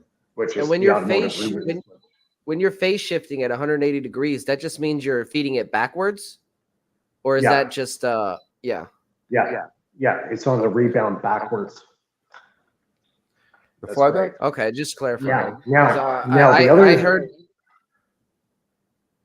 No, I was just Sorry, saying. go I heard ahead. the same theories in the rodent coil research circles. So that clarifies that for me. Right. Now, as far as the spark gap switch, now, if you get it timed just right, when you have that release in the switch, another great effect happens. Now you defeat Lenz's law. There's no cogging of the wheel. There's Would no you say Lenz's you're law. reversing it? Well, automatically when on the back spike, the field of the coil reverses itself. That might But if explain you why it get- gets faster as it speeds up, because as it speeds up, the switch is quicker. Yeah. Oh, yeah. It goes faster. It changes frequency, right? So the faster Because you the switch switch is it, your dependent on frequency the is going magnet up. passing the core. Switching. Now, Right. keep in mind too that back spike is hitting 2 transducers. So theoretically, when this system is stabilized and running, at a stable RPM, you can turn down the input power and it would still maintain that stability, right? Pretty much, yeah. If you, yeah. The faster That's it spins, pretty- the shorter the duty cycle. That's right. Yeah. That's Means now less if you- power is very being used, important. but or the same Now- amount of power because your Now, frequency is not. if your RPM goes too low and your duty cycle's too low, you could actually burn the switch out. So you got to get that sweet spot. I find didn't about hear that last part. 400. If you go too low in the RPM, the duty cycle goes too low. The spark gap switch will actually start to heat up, and you could actually burn it. And the Because now slower it's you drawing. spin, the longer the Right. switch stays Right. down. So you want to keep it optimally between 6 and 750 RPM. That's optimal speed. So with that, the coil stays cold, the switch stays cold, nothing heats up, and it runs very consistent. So let me ask you, is this a cold energy circuit or is it still on the hot side? No, it's cold, 100% cold. I've recorded 9 degrees lower than ambient on the coil core. 9 degrees. Yeah, that's when I was doing research with cold electricity, it was around the same, about 10 degrees colder than the surrounding ambient. Yep, definitely. It works. But see, like everybody thinks I'm crazy. Oh, you should be using MOSFETs, SSRs, and whatever. It doesn't get the same effect, especially if you have a transducer. You got a transducer hooked up to it. Yeah, I getting- figured you were doing that, G. You That's get a a great 30% gain. See how far you can keep that flyback going into a third coil even. I don't think it'll go past the second coil though. Yeah, like the transducer helped my system by 30% right off the bat. About 30 to 50%. That was a game It's a changer. piezo material. I use barium And you know that titanate. radiant flyback is a great piezo stimulator. Exactly. Why do you think I'm using it? That's why I got such great results with it. Got amazing Ultimately, results. you want to send Oh a man, what flyback signal happened to into Bruce nice Space? big square plates of some specialized piezo plates, Well, the ones I got, they're 2-inch diameter by about, I think they're about 1/16 of an inch thick. They're barium titanate. They work great. I think the hook it up future in- of energy is going to be landing on, piezo material research. It is. That's It is. not really focused on. They're focused Only on the little- perovskites now for solar technology, which Solar is photo, collecting materials for photons. But what about Photovoltaic. piezo materials for sound waves? Photovoltaic. Sorry about that, guys. I'm just kind of like shuffling around here and doing laundry and doing a podcast at the same time. Oh yeah. Gerald over there, he's telling us, okay, the difference between his system and mine is that he collects the back feedback. Let me put it up here, guys. Is that he collects the back feedback spike. So Gerald's collecting in his coil the spike that comes back. That's right. That what I'm he's seeing here? energizing one coil and it's reversing polarity into another one. Yeah, it went off. That's interesting. Yeah, the reverse polarity is usually thrown out because it damages circuits, or the they fact short it that out somehow, like Bedini said. the coil isn't wasting anything. It's taking all of it. Right. It- So he's using another coil to absorb the radiant that the first coil generated.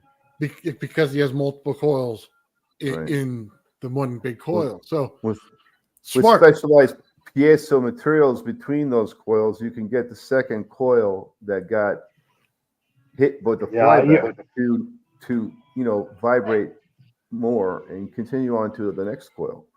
But you need piezo materials for that. Yeah, you you need the use piezo barium material. titanate. Barium Use specialized titanate's the piezo. best. Oh man, what's going on? Okay. Like a copper coil with piezo material on it. What I'm seeing like a coil charge, and then while it's charged, it's charging a secondary coil with it, right? No. You could even hit a It's third charging coil with one first, pulse. removing the charge. Unless he's giving it AC. So, to my understanding, unless I'm wrong, piezo material is just stacked neatly. With the atoms stacked neatly. Is that what's going on with it? Piezo material. Yeah, it's creating a lattice structure. Barium. You're creating a lattice structure. Would it be possible to synthetically create that in a lab and apply it like in specific geometries? Yes. You have to figure out a way to layer, like say, for instance, another naturally found piezo material that's highly piezo, known as quartz, and find ways to layer quartz. Maybe, I don't know. So that would be a way that you could amplify the piezo effect of the quartz naturally by, as you suggest, layering it correctly. So that would be like you can enamel a wire like that.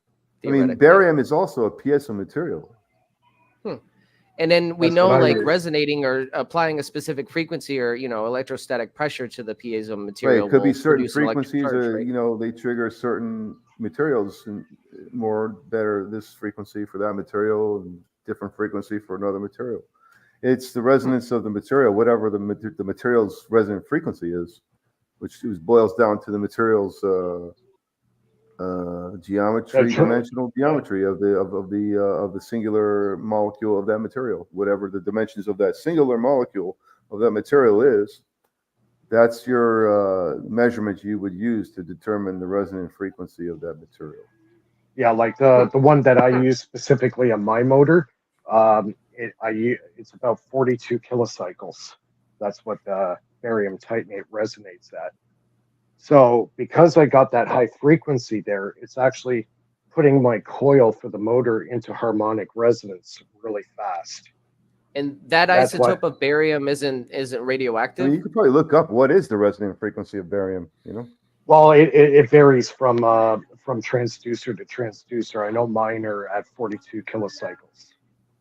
42K? Yeah. Is barium? Yep. Sounds right. I mean, it's in the kilohertz. Yeah, and that's why I get such a huge inductive reactance in my coil. That's interesting. How did you get up to 42K? Because you got the ricocheting of the back EMF spike coming off the coil. Oh, so the barium itself is creating the 42K. Yes. Yes. Nice. See? I believe John Hutchinson. You know what that is? You know how they do that traditionally in traditional circuits? It's called a crystal oscillator. Yep. So Myke is simulating a crystal oscillator. Yep, that's exactly what it is. That's why I got a 40 to 50% gain. The barium is his crystal. Yeah. Yep. Yeah, so I believe John Hutchinson in his crystal battery used beryllium. Well, here's the thing about crystal materials, no matter what the material is. If you have a crystal material that's 1 centimeter square, it's going to give you, let's say, what's the dimensions of 1 centimeter? That's like a frequency the size of 1 centimeter, whatever that frequency is. That's like, I don't know, a kilohertz or something. And, it'll probably go higher. I know mine don't. Material just once, and this is how they make crystal oscillators, by the way. You shave it once, and you change it to 999.9 kilohertz. Yep. I'm sorry, 900. You're altering 0.999. That adds up because the angles and the dimensions of a little less of a kilohertz, or no, your frequency goes up. The smaller the crystal is, the higher the frequency. So I'm sorry. That's right. You would go up That's from right. 1 kilohertz to like 101 kilohertz. In order When you to shave it a calculate the little bit. resonant frequency of a material, you have to add up all the angles. Yeah, it's Right, the but there's lattice ways structure. to read that. Oscilloscopes can read the crystal oscillating because they oscillate naturally. Hmm. The, That's right. Yeah, they release a natural oscillants or right. frequency. Right. So they hook an oscilloscope up to the quartz, to the crystal oscillator, and they keep shaving it till they get to the frequency they want or whatever, and then they mark that frequency on it and close it up and sell it to you. See, the best part about it is you can control that frequency with the RPM of your pulse motor. So you have full control over this frequency that the Or as you're transducers- doing it with a solid state piezo material, That's right. which is not being controlled by any motion. It's being controlled by the material. Right, and the pressure on the material. No, the vibration of the material, it's got a piezo property. It vibrates. Right. Right, That's but the right. vibrations create an electrostatic pressure. That's what I mean. Yeah, it's creating that by the back EMF Yeah, flying something off like the coil, and all that back spike from the coil is now hitting the transducer. Okay, so you can imagine the reaction that you're getting. And because it's such a violent reaction, it actually goes back into the coil one more time and multiplies and then comes out again. So you got this series of shock waves going backwards and forwards. comes back in from the barium into the coil, Yep, it goes and then back backwards. into the barium again. Yep, So yeah, if the barium is going to piezally vibrate stronger than your initial pulse to that coil, then you have it. You're done. so what I do is I put, after the transducers, I put a flyback diode facing out. So now all that energy I just accumulated in that two components is going to give me a hell of a lot of power coming out. So you're getting a burst of energy from it. Huge burst. Nice. Huge. Like I've recorded Nathan high likes those huge bursts. Well, the huge burst I got, the largest I've ever recorded on my meters, on my oscilloscope, is about 762 volts. Guys, I do high voltage all the time. So anytime that voltage flies, man, or you get spikes, I just get excited, okay? I'm an electrician. I got over that. It's cool though. Oh, But it's but if but you were in you my heard me garage, you would think it's cool all over again. It's Yeah, You cool. heard me You on don't the get live shocked stream by last it, night you when know? I popped that capacitor. Oh, but the thing is, what's most amazing of all, I'm using less than a half a watt of input. say that again? Yeah, that's not a lot at all. I'm using less than half a watt of input energy to get that. Do you know exactly what the current and voltage is? Well, the current basically is 0.0001 amps. Some of my meters, some of my meters won't even register it because it's so low. That's in the range of the vacuum triode amplifier. It was like less than a third of a milliwatt of power. Most of my meters will not show a reading. I have to put it on the oscilloscope. They can't read these flyback spikes. You need an oscilloscope, right? So That's the only way to that's see it. where- Or you can use a neon bulb. Yeah, You know, I was got to tell you, Ben, you really need to look into that trigger circuit. It's going to change your life. It's $8.99. Yeah, I'm gonna definitely order some Get of those some parts. coupons in there, maybe, if you need them. No, I'll be able to stock up and Nathan. definitely get something going for phase 2 of testing. Yeah, That's what I gonna was be trying really to tell you yesterday, you got a stereo, right? So Yeah. you basically put any frequency you want. Okay. Mhm. Now you also have sitting right there is a bench power supply. The trigger circuit actually lets you use the 5 volts from your amplifier to put the frequency in to the voltage that's coming through your power supply. So now you can now put some true power through this thing and see what the numbers are. My concern So you're saying is, I can hook up the stereo to the workbench power supply and produce the tones through that the I need. trigger circuit, yes. Because it'll Wow. keep the low side low and the high side high, That but it'll is bring going the to change. frequency over to the high side. So, That is definitely going to change everything. so what it does, it allows you to add amps to your system and find out what you really have. Because when you're dealing in milliamps, sometimes it Right. lies to you. So you And know what I mean? my workbench Unless you're is pretty directly accurate dealing too. with them. Right. Yeah. My workbench is pretty accurate and it allows me to tune it, not just the amperage, but the voltage as well. So I don't know. This seems like it could be very, because you're in the flow of energy and they cross each other. I keep telling you this. That spike should be good. That's right there is an amplification point. And that you can't get it without like 1 to 2 amps. You know what I mean?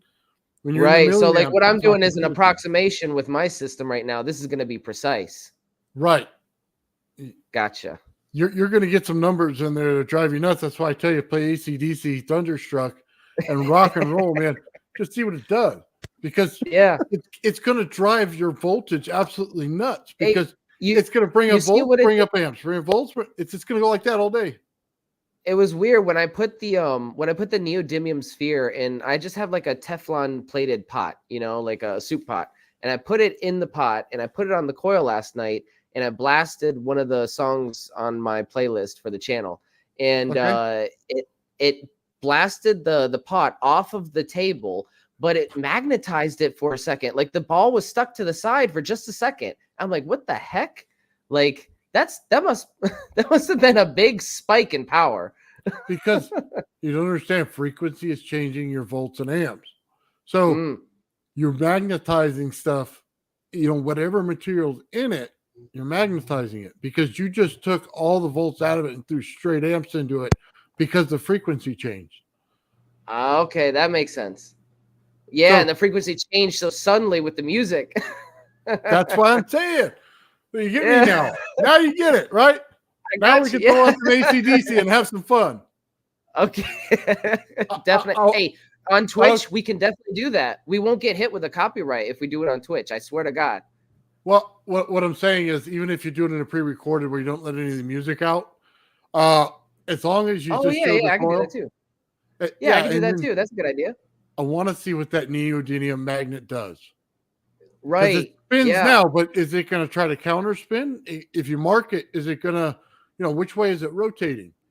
You know what I mean? Which way is the flow going at that point? That's another good idea. I should mark it so I can see which way it's spinning. There you go. Oh, these are good ideas. Nice. Thank you. Yeah, well, this is definitely the Fringe think tank. Well, you get some ideas, because I run high voltage because it likes to take all the lies out of my system. Even if it's just for show, what it does is it tells me if there's a vortex in there. It's going to tell me which way, if I'm getting charged or if I'm getting magnetism on something. It's also going to tell me immediately when I change the frequency where the volts and amps are. Because I like that because you can see it visually. It's a visual confirmation. I like those. Exactly. So you don't have to run your circuit that way. You just have to know it when you do it. So that's why high voltage helps us see it. Right. And that's how you become in tune with your system itself and become intuit to it. That's why these guys that are doing these things are actually just tearing it up, because they know the little nuances going on here. And they know exactly how it works. Yeah, as soon as you can pick those out, man, you're going to make this thing just hum, man. It's going to be awesome. Because every time you get an amplifier, you want to keep that, but add another amplifier somewhere. Then I always say put a capacitor in there. You want to retain the energy. You never want it to dissipate. The Nunez circuit does have a capacitor. It's not. It's in one of the diagrams. But I did get for when the time comes, I did get what they recommended was a 2,000 volt capacitor. So a nice big expensive one. No, just take a small one, put a diode before it, let it channel it one way in, okay, and let it build, and see what you can get inside the capacitor. So I don't even need a big expensive one. I just need a small one. Well, how small are we talking about? Just pull something out of some kind of machine you're going to throw away. Oh, well, I got a bunch of Arduino capacitors, like 50 volts, I think. Yeah, look. You think that would work? You're not running high voltage here, so a little capacitor is fine. What you want to do is, like I said, take that diode, make sure it flows through the diode into the capacitor and is not allowed out, so you could charge a capacitor. Then you could just take a time test and see how long it takes to charge the capacitor, right? But all of that is free energy to the circuit that you're not, you know what I mean, throwing out, or it gets lost in the wire or something else. Now you've got some way to capture it. Right. And if you can spike this, okay, hear me out. If you could put a coil under this and you can spike the crossing waves of your coil, right? And you could put a coil under it to catch it. You could take all that and put it into capacitor. Then you could put a coil on the side. You could put a coil on top. You're catching more energy because of the flow. So I can have a driving coil and a pickup coil. So when the secondary, not like another coil just like yours, but like a flat coil. Okay, you can get away with that. A flat bifilar or just regular? Just a regular coil would work fine, just so you can see how it works. Okay, but it has to be flat, like a pancake, like an induction coil. I've seen those. Yeah, flat. Well, however you want to say it. I mean, you can use a bifilar coil. What I'm saying just is the whole thing is find a way to put a coil next to it to pull the energy. Put a coil in the center of that sucker. Is it more about the geometry then of the pickup coil? There you go. That's why I see that coil inside of a coil. That's all geometry. All of it. Now you're speaking my language. I play pool using geometry, man. Trust me. So yeah, when don't play pool with me. I'll shark you. When I get the second coil built, I do want to test the wireless power transmission experiments too, because those coils supposedly have the ability to transmit power between them wirelessly. Through inductance, just sitting on top of each other. When you have a small bifilar winding coil and you can put right down the center of your main coil, I'd love to see the numbers coming off of it. Yeah, like you said, it's going to try to amplify that spike. Yeah, just like it's rotating the magnet, you're going to put energy into it. So I'd love to see what the energy looks like. Yeah, that'd be interesting. So that's the way I would do it. I would start testing things around it. That's a simple experiment too, because that's not that hard to find a coil like that or make one if I had to. You know what I mean? Like that's not it's very involved. No, it's fairly easy. Well, you want to energize the PoE coil with another coil. You just want to run your regular coil, right? His coil, the rodent coil, and then put a coil next to it in different places so that you can get the energy off of it. Oh, wherever it's spiked. Use it like a stator, pickup coil. Yeah. So you're stealing energy is all you're doing. Like you know how Gerald has the pickup coils around his main coil. Yeah, that's a given. Everybody should do that. Yeah. You're generating a field already, so right. It's just wasted energy if you don't. And a small capacitor to keep the energy. See, the most important thing about that field, the transmitter or the coil that's producing that field, when you extract it from another coil in that proximity, it doesn't tax the power coming off the main. That's weird, huh? So you have a no loss. It's not the same. It's not the same energy from the main. It's not coming from the main. It's coming from the vacuum. It's main energy that's been converted. Well, you've polarized that space between the coil and the receiver, right? Oh, That that too. Right, space, right. that whole space is being charged. And any Well, other it's part, radiant energy from the vacuum. The question is, how is it coming from the vacuum? Is it coming through plasmoid clusters? Is it Well, coming hold on. Okay, through? You're using know what vacuum in a barometric, very loose term. does anyone ever hear the word barometric pressure? Does that mean anything to anyone? Barometric pressure? yeah, but if you're using that as a metaphor, okay. Okay, that's a good example of As a metaphor. evidence of where it Yeah. might be coming from. You're That's- creating a pressure in There's a that pressure space. called barometric pressure. I mean, Well, you're is creating that an pressure energy. not surrounding your body and the electronics that you're working on? It's surrounding everything. Surrounding Well, everything. It's barometric pressure. It's what creates the weather. It's a reality. It's not myth. It's reality. Barometric pressure. It's a real thing. So you can use that real thing to derive your conclusions. That's what I do. If you look at one of Don Smith's early devices he made, he had one Tesla coil in the middle. That was the transmitter. And then he had same coils, about 5 of them around it. And it was producing 5 times the amount of power as the input. Ben's asking now, where does the barometric pressure come from? Well, it's just well, most things in nature, in my opinion, come from exotic vacuum objects, or most power in nature, like giant thunderstorms could that be, come out of nowhere. I'd say the RF barometric signals, pressure comes magnetic from the fields, Earth, and it separates in between neutrinos, everything else. I think it's all radiant one. Yeah, it's energy all from one the and the sun. same, though. I believe Comes from a lot of that's just different my sources. theory, though.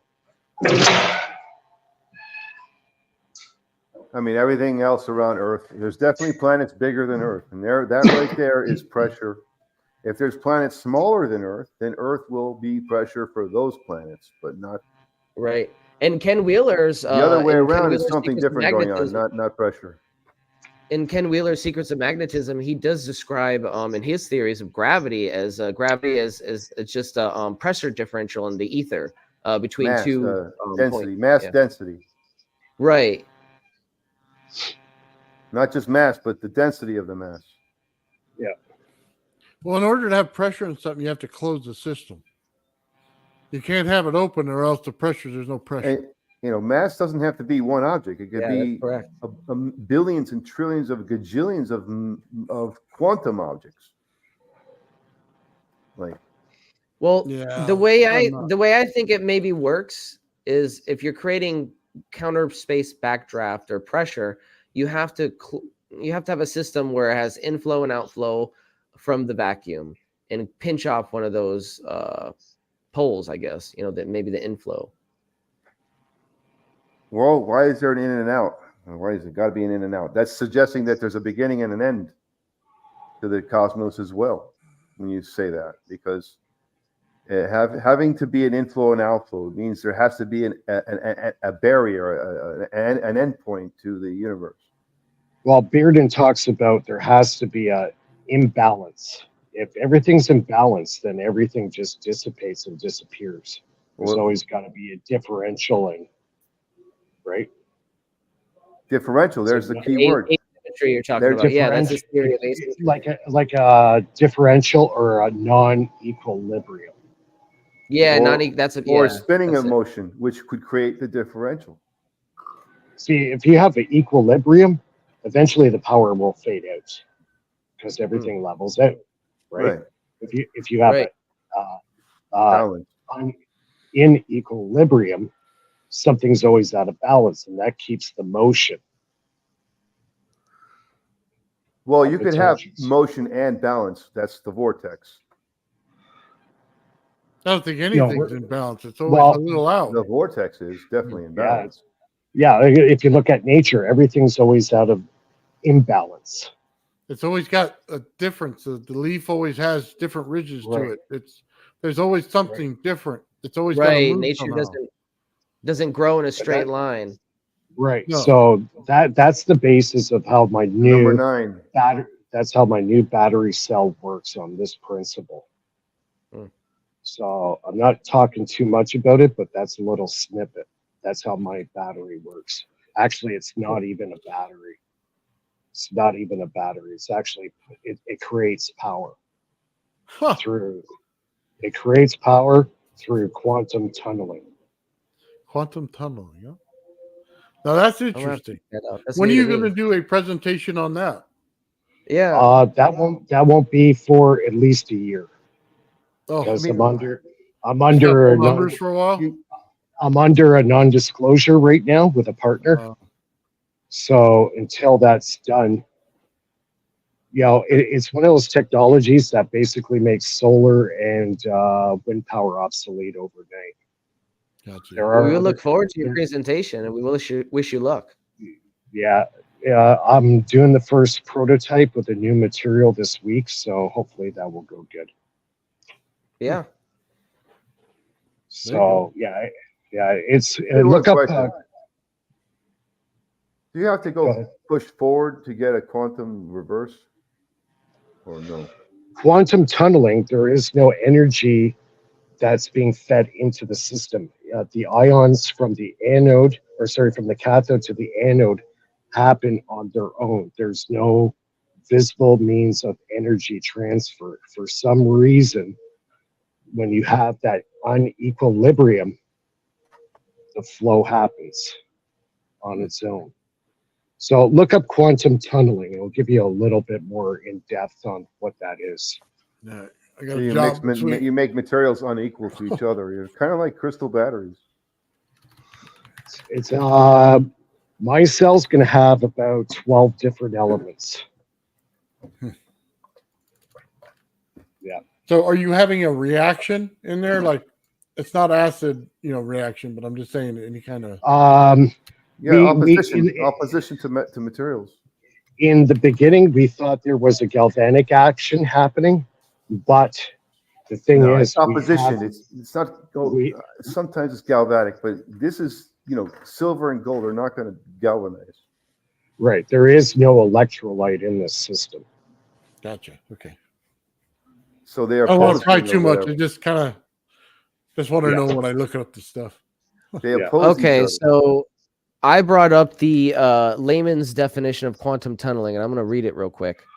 Quantum tunneling is a phenomenon where a particle, like an electron or photon, can pass through a barrier or gap that would normally be impossible for it to cross. It's like trying to jump over a tall wall, but instead of jumping, the particle somehow tunnels through the wall without actually crossing it. So it's like going through material that it shouldn't be able to normally go through. Exactly. Or what if that's the edge of the cosmos? Does it go through the barrier of the cosmos too? I don't know. He's But we building do Stargate ZPMs, man. That's what he's doing. He's pulling some energy out of nowhere. That's what's going on. Well, we do see charged clusters go through materials like that based on scanning electron microscope evidence. They just kind of like tunnel through materials randomly. Yeah. As you see, the beauty about it is there's no input source of any kind. There's no galvanic source of any kind. So that's incredible. So now we're getting into particle physics. So I basically slammed my head against a book and started doing an extreme amount of reading. Yeah. Especially trying to find a material that will will be like a superconductor, no? Yeah, that could classify as a superconductor. It reminds me of the Demon Core. You're pulling out energy that you don't think is there, but it's enormous in size. That's right. It's like a material that acts like a ramp for energy. It's creating a bridge. Like it acts like a ramp for energy. It makes the energy ramp down or up or whatever. Yeah, that's a good analogy. I like that. It's creating a bridge. The energy already has a flow established, but if you can, get it to establish its flow onto your flow, you can, create that ramp. Right. I always imagine the path of least resistance being kind of like energy sliding down instead of, you know, falling against a floor. Like those conical Well, coils, you know? Well, it goes back to non-equilibrium. That's playing a part in this. You can imagine a conical coil, though. It'll ramp the electron, compress it closer and closer, kind of like a ramp. You know, not It's all the same, similar. You're trying to create the flow. You're trying to not create the flow. You're trying to stimulate the flow, like sticking your hand in a river and catching all of the force by turning your hand a certain way, the right degree or whatever. That's basically what we're trying to do with material science, and Right. how energy naturally flows like water in a river over these materials. Yeah, it's just all particle physics. Now hold on.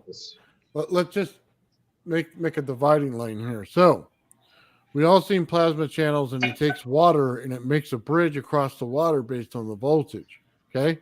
Yeah. Now it's not that, right? Nope. There's no water in it. No, I know there's no water. I'm just saying that type of energy. Like I could take a magnet and put air in between it and energize the air and magnetize it. Sure. Is it something like that? Yeah, you're from the cathode. That's your donor plate. So you have Yes, particles. but not with air. That With quantum. no. With the Yeah, quantum. We're talking. Yeah, we're Instead of talking with air, with the quantum instead. Yeah, The exactly. quantum realm. So air So- without with the quantum Using instead. piezo materials to tune into quantum activities, Right. which is not air. Quantum is, It's smaller. I understand. I'm trying to rule things out. Okay, I'm whittling down here. So basically, what you have is a donor plate, right? That's going to give up free electrons. Okay. When it gives up free electrons, you have to create a bridge from the anode to the cathode. To pull right? To pull it, to create that non-equilibrium. When that's achieved, those particles coming off the donor plate will now go to the anode. And there you go. Right. You're creating the non-equilibrium, and the energy wants to find that equilibrium. using Is that different what's metals happening? on one side or the other of the semiconductor.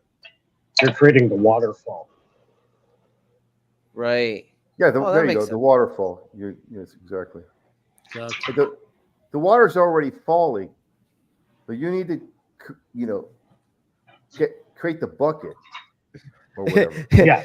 So we have somebody at Dimethyl said, you can tune a Tesla coil, but you can't tune a fish. Nice dad joke there. Yeah. I'd like tuna. Yeah. Tuna Not a fish. tuna guy. Yeah, tuna fish. I just got that one. Oh yeah. You just got that now. Yeah. I was like, tuna fish. How do you tuna fish?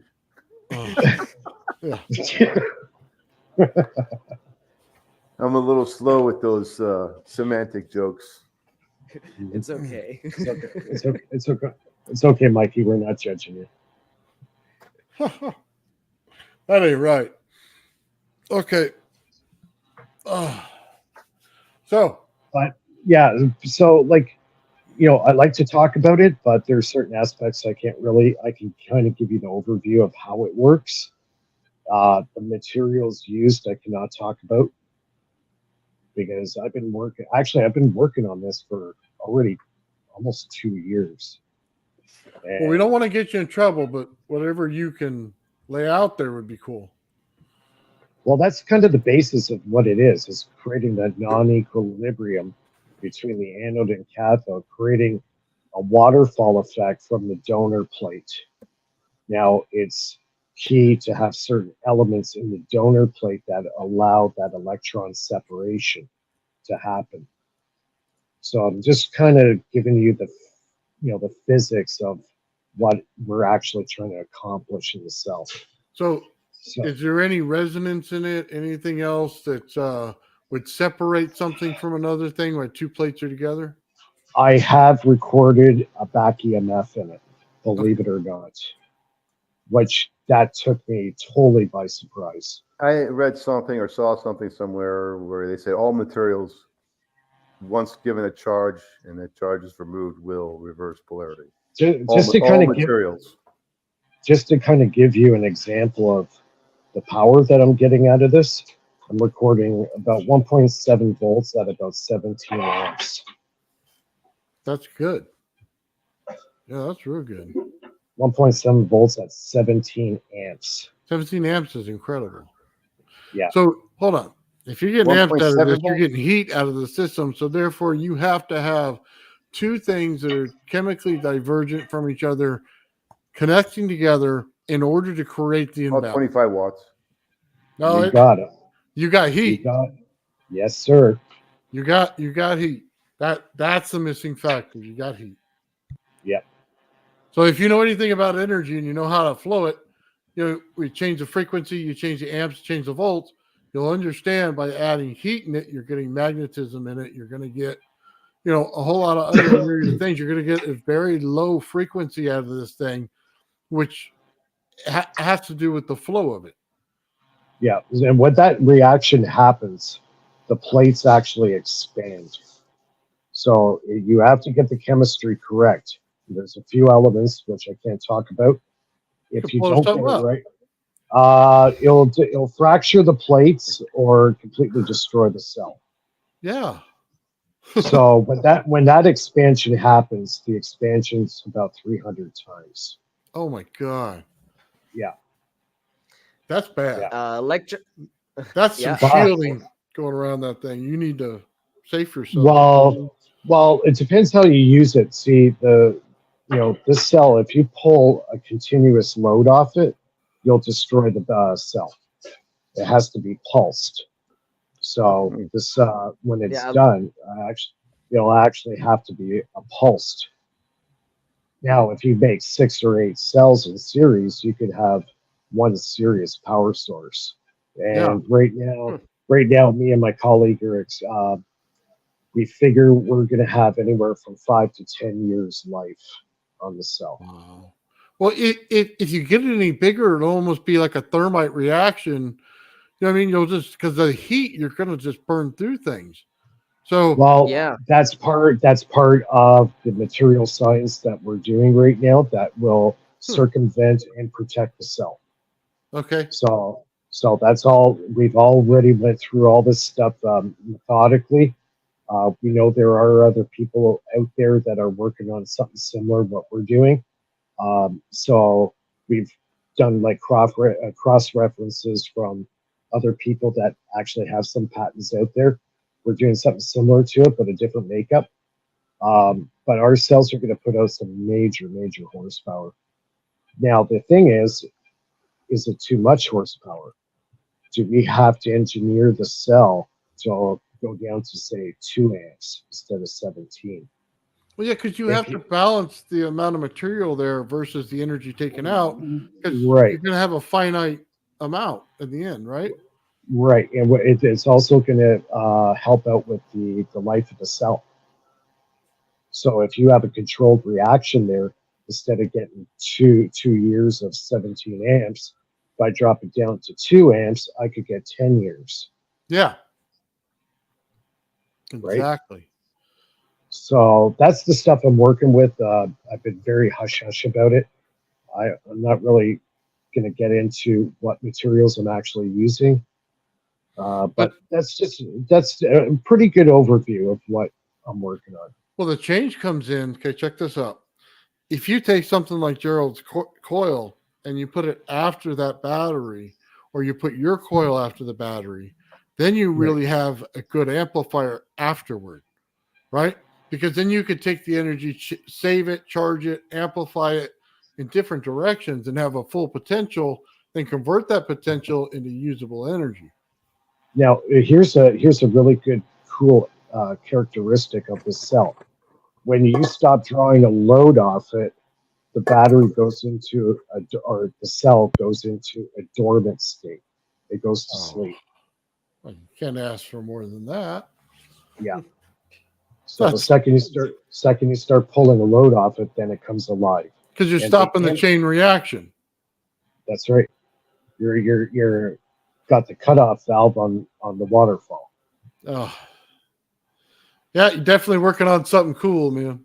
That's for sure. Yeah, this one's probably my most intense build. Like a life-changing build is what it is. That's Well, there's some people out there that have done it and have had great success with it. I personally think this is a real alternative to actually using solar or wind. okay. And it comes in a very small package. Like the plate itself is less than an inch thick. You put 6 or 8 of them together in series, you get some serious horsepower there. Then you use that to charge up batteries, and they can run the inverter. And like the system that I'm currently working on should sustain a 4 kilowatt system. Okay. Wow. Yeah. Yeah, you definitely want the design of the system to be simple and replicatable for sure. Oh, it's so simple, it's ridiculous. I love to hear that. No, that's awesome. It's ridiculously easy. Just take your solar system that runs the house right now, remove the solar panels, and put my cells in its place. That's the system. That's awesome. That's really cool. I'm all about the alternative energy research. So all the components, all the hardware is commercially available. Everything, even the cells itself, is commercially available. Wow. Yeah. Because I have graphite that I've been experimenting with that came from a nuclear reactor. Oh, so it's like I thought. It's all off the shelf components, but it's the way and methodology that you utilize. yeah, not the nuclear reactor stuff though. No. I'm finding that on the shelf. Yeah, exactly. Well, yeah, Fred, my partner has a connection with Ontario Power Generation, and they use these graphite plates to actually cool down the reactor core. So they're very, very high grade, like a 12-inch, 1/8 inch, 12 by 12 by 1/8 inch will run you about $200. Wow. So yeah, a whole sheet of it, a whole sheet is 800. So it's also extremely soft too. I was surprised the graphite's extremely soft. Well, most graphite you see is what, like a pencil or something. Most people would only know that. Yeah, that's a very hard graphite. It's mixed with other materials with it, but pure graphite, what I have, is actually quite soft. Let me ask you something on a total different topic. Have you ever used Shugtite? I think is the name of it. Shugnite? Shugtite? Yeah. Yeah, I know. Actually, a friend of mine actually uses it to build his RF blockers. Okay. So he's out in Morocco. He's actually a good friend of mine. Actually, he lived in the States for quite a few years. Him and his wife moved out there because they were getting suppressed on some of the stuff they were working on. So they buggered off to Morocco. They've been there about, I think, 5 or 6 years now. So I'm in correspondence with him. He works with a lot of nanomaterials as well. Makes a whole line of RF blockers, keychains, necklaces. He makes pyramids and a whole bunch of stuff that you can put under your pillow to protect your body from RF interference going to sleep. So yeah, he works with the Shugtite quite a bit. Shugtite. Yeah, I'm not talking about the rapper. Yeah, we're talking about what's that other stuff? The real colorful stuff that's magnetic. That's a rock. Magnetite. It's like the B. I keep forgetting the name. Something right, pyrite. I don't know what. Pyrite? No. Barium? No. Magnetite? No, it starts with a B. It's really, really colorful, and it comes out in like squares. Okay, bismuth. Bismuth, yeah. Bismuth. Bismuth. Yeah. Have you guys used that one? No. I have some. I never used it for anything. You magnetize it at all, or anything with magnets with it, Mike? I mean, I heard that you give it a magnetic, you give it a north, and it projects a south. I've never worked with it personally. That's what I heard. It inverts the polarity It's weird. In of the whatever last 2 field you years, present it. I got to check that out. That's something what on I my bucket read or list heard. to get done. it's kind of weird. In the last, since I've been working on these battery cells, I've like turned into like an alchemist. Something like that is totally out of the direction I was originally going in. But it came obvious to me, if you can make a power source that created power for an excessive amount of time, that's the way to go. Now, what kind of sparked this whole idea was the Oxford battery.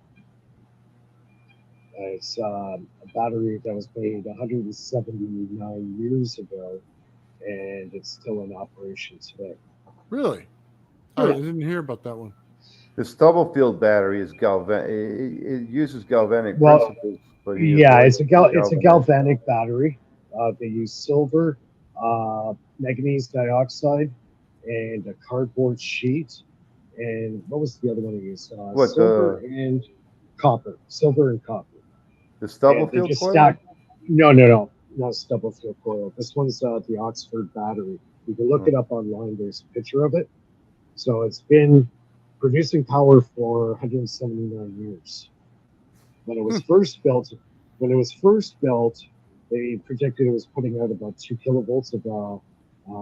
It created basically electrostatic field. 2 kilovolts. So it's like an electret type. So, and after they built the battery, they actually soaked it in beeswax to seal everything together. Okay. And it's been in operation for 179 years. Really? Well, check that out. I have it up on my stream if anybody wants to take a look at it, what it looks like. Silver and what else, Mike? Silver, copper, manganese dioxide, and like a cardboard separator, and that's it. Yeah, none of those corrode each other that I know of. Yeah, that's why it's lasted so long. So that kind of sparked the idea of what I'm working on today. Silver and copper. Yeah. Interesting. I wonder if that's it. Well, didn't they use that in the Baghdad battery or something? Copper.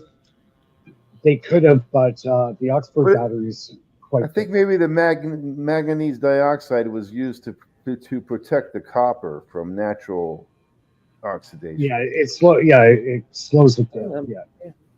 And the silver was fine with that; didn't need anything. But I think because it's all sealed up with beeswax, it's also the reason. Well, silver doesn't really oxidize. Right, but the copper will. Right. So having that beeswax surrounding the entire battery, I think really add to the lifespan. The interesting little battery. Yeah, I didn't know that manganese dioxide can prevent. Well, if they lock it in there, it can't oxidize, right? Yep. It's all about keeping the oxygen from touching it. I mean, it's not growing because it can't oxidize. So we're going back to what I'm working on, where I'm trying to control that.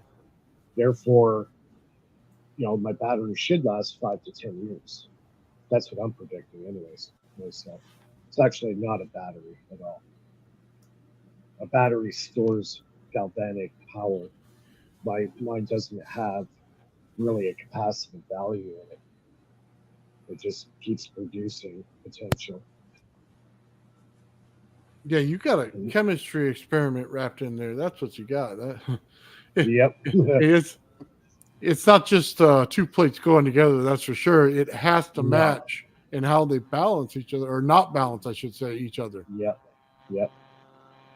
Like I said, I've turned into like a chemist in the last, year, researching all this stuff, alchemy, figuring out, what oxidizes fast, what doesn't oxidize, how can you retard the oxidation phenomena. It's everything. It's just material science. That's what this whole battery is about. Electrochemistry is what Martin Fleischmann and Stanley Pons were doing experiments with when they discovered cold fusion. Yeah, exactly. Because you're working They- at the nano level. So let me ask you Mhm. this: we got copper pipes, right? The negative from all of our stuff goes on to usually the copper somewhere. It's grounded out. Yep. Do you think that's getting a little bit of surge going into it to kind of clear the pipes once in a while? Like I think so. Well, they've always used copper pipes, in the older homes for plumbing, because it also has a no antibacterial aspect to copper. It kills certain bacteria. Now, because copper is so expensive, they're all switching to plastic, which is absolutely the worst thing to do. Their claim is, oh, we don't want to use the copper anymore because we're using, the lead. Um, uh, Flux to solder the pipes together. That was the big scam of it all. You can fuse copper pipes different ways other than using lead. You know what I mean? Yeah. But as far as like an antibacterial thing, yeah, the copper is excellent for destroying bacteria in water. Gotcha. Interesting. Yeah. I like chemistry. Yeah, it's interesting. I never was really into it, and then I started dabbling with these battery ideas and power cell ideas, and it's just like it opened up a whole new realm, a whole new rabbit hole. Yeah. Well, But they it's get me anytime they blow something up. So when they start putting one of that little not Rolaids or whatever they put in there, Altoids or whatever into the the soda. Mentos. Yeah, the they just start Mentos. blowing. They got Mentos. me. Yeah. That was it. Yeah. If they just had a class on that kind of stuff, I'd be all into it. See, that's Anything why to get the reaction. that's why the battery technology that's out there right now is kept it so cheap, so everybody would just keep using it. It's a consumable, right? Yeah. Duracell and Energizer, you're making billions of dollars a year producing batteries. Well, how about if you had a power cell that never ran out? So I was reading the So practical guide to free energy devices, and it emphasized that we're making batteries in the wrong shape, and the simple they are. fact is, energy doesn't travel in a straight line, but we have these straight line designs. Yeah, it's totally wrong geometry. Batteries should be built like two plates put together. That's how they should be built. That's interesting. Not, Yeah, that's really not circular. That is the worst way. Well, yeah, they got to that's get your interesting. money somehow, don't they? I mean, Well, Duracell and Energizer. I'm thinking to myself, I was talking to my buddy there, and I'm going, they had to have known about this technology. They've been Oh, they making these did. batteries. They did, and probably tried to suppress it. But you know what? The great thing about the internet is you can only keep a secret for so long. Exactly. Right? Once the cat's out of the bag, you can't put it back in. Yeah, and that goes for many things, not just this. Yeah. For over Unity devices, perpetual stuff. I still believe perpetual Anti-gravitics. Yep. It's out there. It's just a matter of putting it all together in one package and making it work, right? But sometimes I think the technology surpasses what society's willing to accept. Yeah, for You know sure. what I mean? I agree with Like, that 100%. like we could add this free energy stuff 100 years ago, but people didn't want to accept it because academia was designed to keep us from the actual truths of what is possible. You can get And 10 there was times the energy out of one solar panel by not sending solar energy straight to a battery and instead use a pulse motor and spin up a flywheel. It's the most obvious thing. I don't know why everybody's not just taking a solar panel and running a flywheel to generate power. Well, I've actually did that. I've done that with. I put a 1.5 kilowatt inverter up to a battery, hook up my pulse motor to it, and No, I don't mean inverter an on top. inverter. I mean, sending the solar power to the battery is the wrong way, is what I'm saying. Well, I'm saying send the solar power energy to a pulse motor, spin up a huge flywheel, generate alternating current, then send it to a battery if you want. Whatever the house doesn't use goes to the battery. Solar panels are obsolete. And not really, because you could run a generator with them. The amount of power that you get per kilowatt out of size is about 30 times lower than what the original solar cell was. When it got patented, all of them, they were told by the patent office they cannot exceed over 20% efficiency. Yeah, that's like the limit. Yep. They gave a limit. Well, why are they researching perovskite technology now to get to a much higher efficiency? Because Section 113 of the U.S. Patent Office Code states if the U.S. military-industrial complex deems it as a national security, they can deem it non-patentable. They can seize it. It's happened time and time So you're saying private companies can still research it, but they'll lose it? They can lose the right to sell it. Yes. To sell it. As long as it is under 20% efficiency. What's up with that, man? It's called rigged. That's what it's called. What do you call it? It's exactly. It's rigged. The game is rigged. It's not the game is rigged. The game is rigged. It is. You have these energy monopolies and their whole existence. Yeah, there's basically 3 companies that run the energy market, and they're subsequently the same 3 banks that run our economy. Their whole existence is predicated on. I'm just saying, you could take that 20% efficient solar panel and make it 100% by running a pulse motor with it and turning that into alternating current instead of sending it straight to a battery as we're doing now.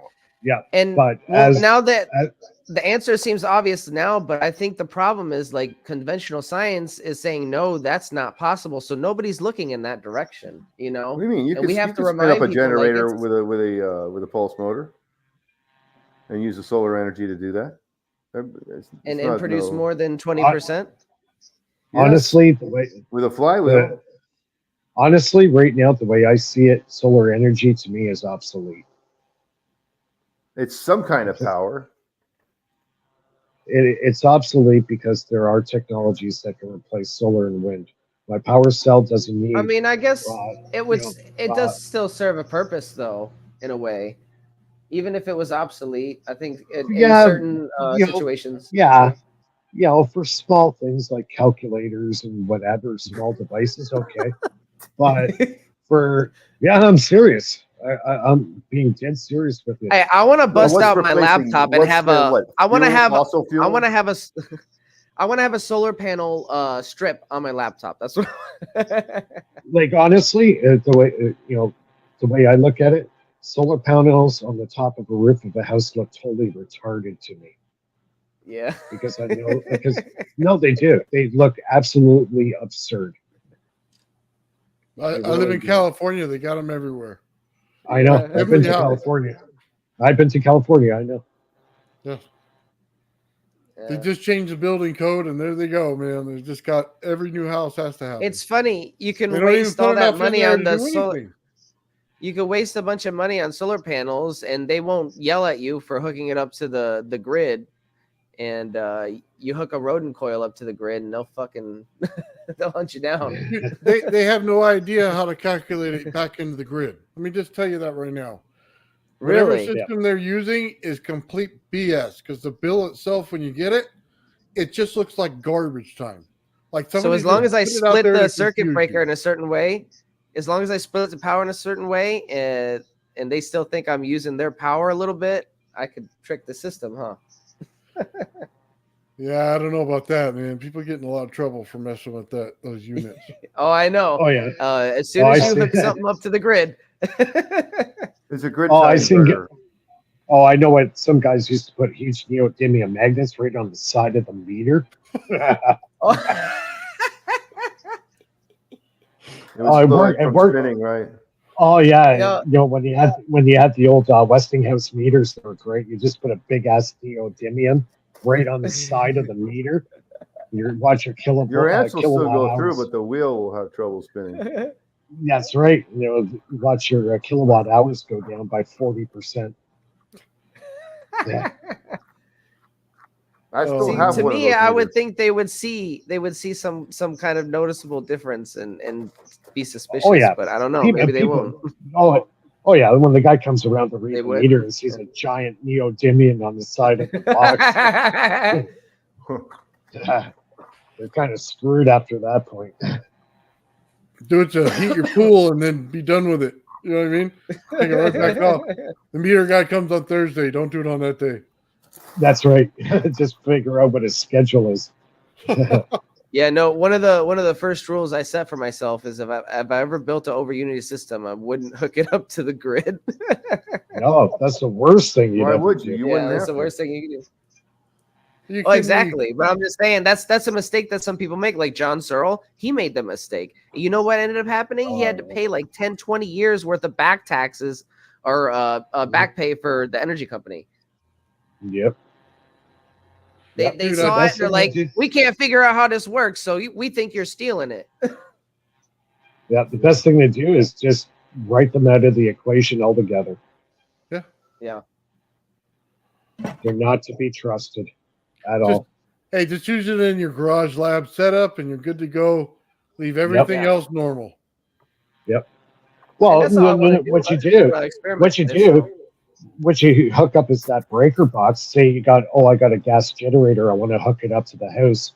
Can you guys put in the breaker box so I can, separate the mains from my generator? Yeah. And after they do it for you, you pull out your over unity device, shut your breaker off, turn your system on, and there you go. You're laughing, and you did it legal too. Oh, They don't have to. They don't have to know what you're putting in it. Just say you got a UPS system. Yeah. That's it. That's all you got to tell them. I got an Oh. auxiliary battery backup system. I just need the breaker switch to shut off the mains and patch my system in. It'll cost you $3,000, but you get it done legally. just put it. You guys just put it in the closet and lock the closet. There you go. That's it. That's it. Just hide it Put away. it in the attic. Well, they can't see it right away. Yeah. Make them search for it. But you could use it during peak hours and at nighttime. If you have to, do laundry or use heavy utilities, you just go back to the grid, use it for a couple hours, and shut it off and go back to your system. You Oh, probably man. save like 50-60% off your utility bill. That whole peak Right. hours thing drives me nuts, dude. Well, It doesn't It's a cost you scam. any more to make the energy, and if your grid Right. isn't good enough, Yeah. go pay. We pay you enough. Go fix it. Exactly, Nathan. That the whole thing BS. And I don't mind if they just told me, hey, I we're think I just know going to what the charge problem you is a with the service grid. charge so we can build the system out so that we can do things. I'm okay with that. I think I Just know don't what the lie to problem me the and grid tell has. me it's because more energy usage. Just dude, get out of here with that. Check this out. Yeah. You guys talking about peak hour usage and billing? Yeah. People with solar systems and battery banks, if they're smart, they'll charge up their battery bank when the peak hours are not occurring. And the grid don't like that. Yeah. no, it's That's true. Yeah, that's Yep. that's interesting. You just got to know how to play Because the game. you screw up their power regulation by Yep. You screw up their bank Exactly. account is what you're doing. it's like you're deciding when the peak hour is now by draining the system. They don't care. They got the same amount of energy no matter what. No, they don't, Yeah. because if you're charging up your battery banks, like everybody that's smart enough to charge their battery banks when the price is cheap at certain hours of the day, well, that's going to really piss off the grid because they're expecting to do something with the grid as far as power regulation goes that completely opposes what everybody else is doing by It does nothing to them, Mike. It just all it does is increase the demand on the system. That's all it does. No, I mean the grid actually has to dump energy here and there. Yeah. But They can't slow down the nuclear power plant. They can't slow that down or turn it on and off. They have to dump power when it gets built up too much. So they'll make the power cheaper to get people to use it. If that don't work, they'll throw it out.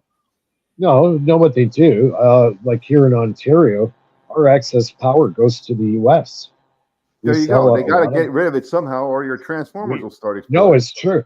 The one that's in Quebec, just outside of Quebec, a big hydro plant, a lot of that stuff feeds into the U.S. power grid on the East Coast. Really? Yeah, so they benefit by being connected. They could exchange their excess, when they need power, and the other guy's got excess. Yep. We just sell it off to the U.S. per kilowatt hour. Always making extra money off the U.S. That's for sure.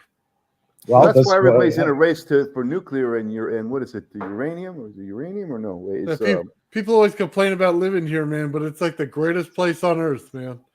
It's just you hear about all they're trying to like build a lot of new plants. A lot more things going out than you ever thought they would because we got idiots in power. They're about to build a bunch of new nuclear power plants. There's a huge race beginning on that between not just the U.S. and Russia, but the whole world. Yeah, they should be using thorium.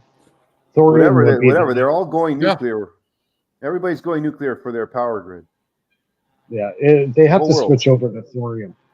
Thorium is way safer. It doesn't have the radioactivity that your regular fission is. Yeah. So, you're going to have to switch. You're right, because thorium's more available, right? Yeah, it's a way safer to work with. It's still a joke, a nuclear power plant is still making steam and spinning a freaking turbine. Yeah, the method of generating power is still 120 years old. Yeah, so it's a joke. Right, where my power cell is solid state. There's no generators, there's no pulleys, there's no rotors. That's the ultimate way to do it. There's no bearings. Solid state, yeah.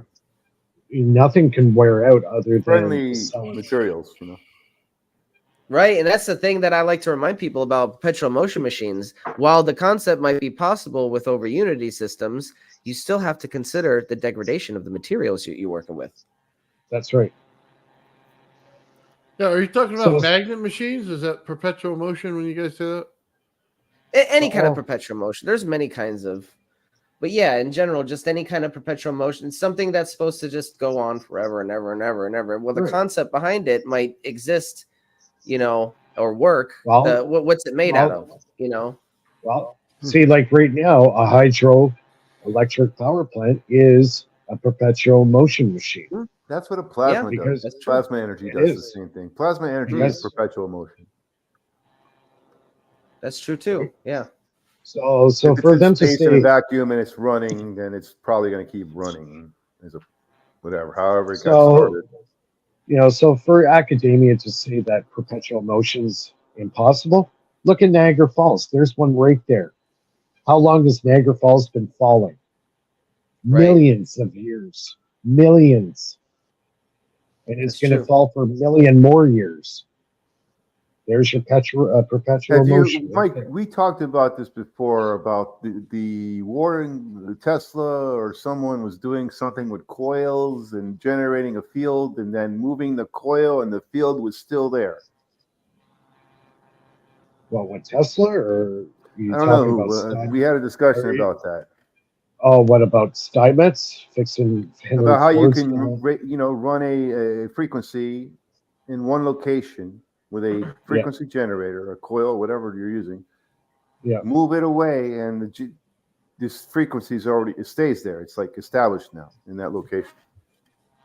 Yeah, as long as the two coils have the exact same geometry. That's your perpetual motion plasma effect. I wonder if that's some sort of magnetic synchronicity. You're creating a plasma field in that location on the planet. If you're generating a frequency that's resonating with that planet that you're on, wherever that transmitter's sitting, and you let it run long enough, just like a self-oscillating coil, you know, Right. it's you stop spinning the rotor or you move the coil away, and it's still oscillating in that location because you created the oscillation in that location. Hold on. Kinda If like- you set up Right. something with the frequency of the Earth, you would have it blow up. Like it couldn't handle the amount of potential going into it. I don't think. No, you would create a harmonic resonance, and then the plasma would form.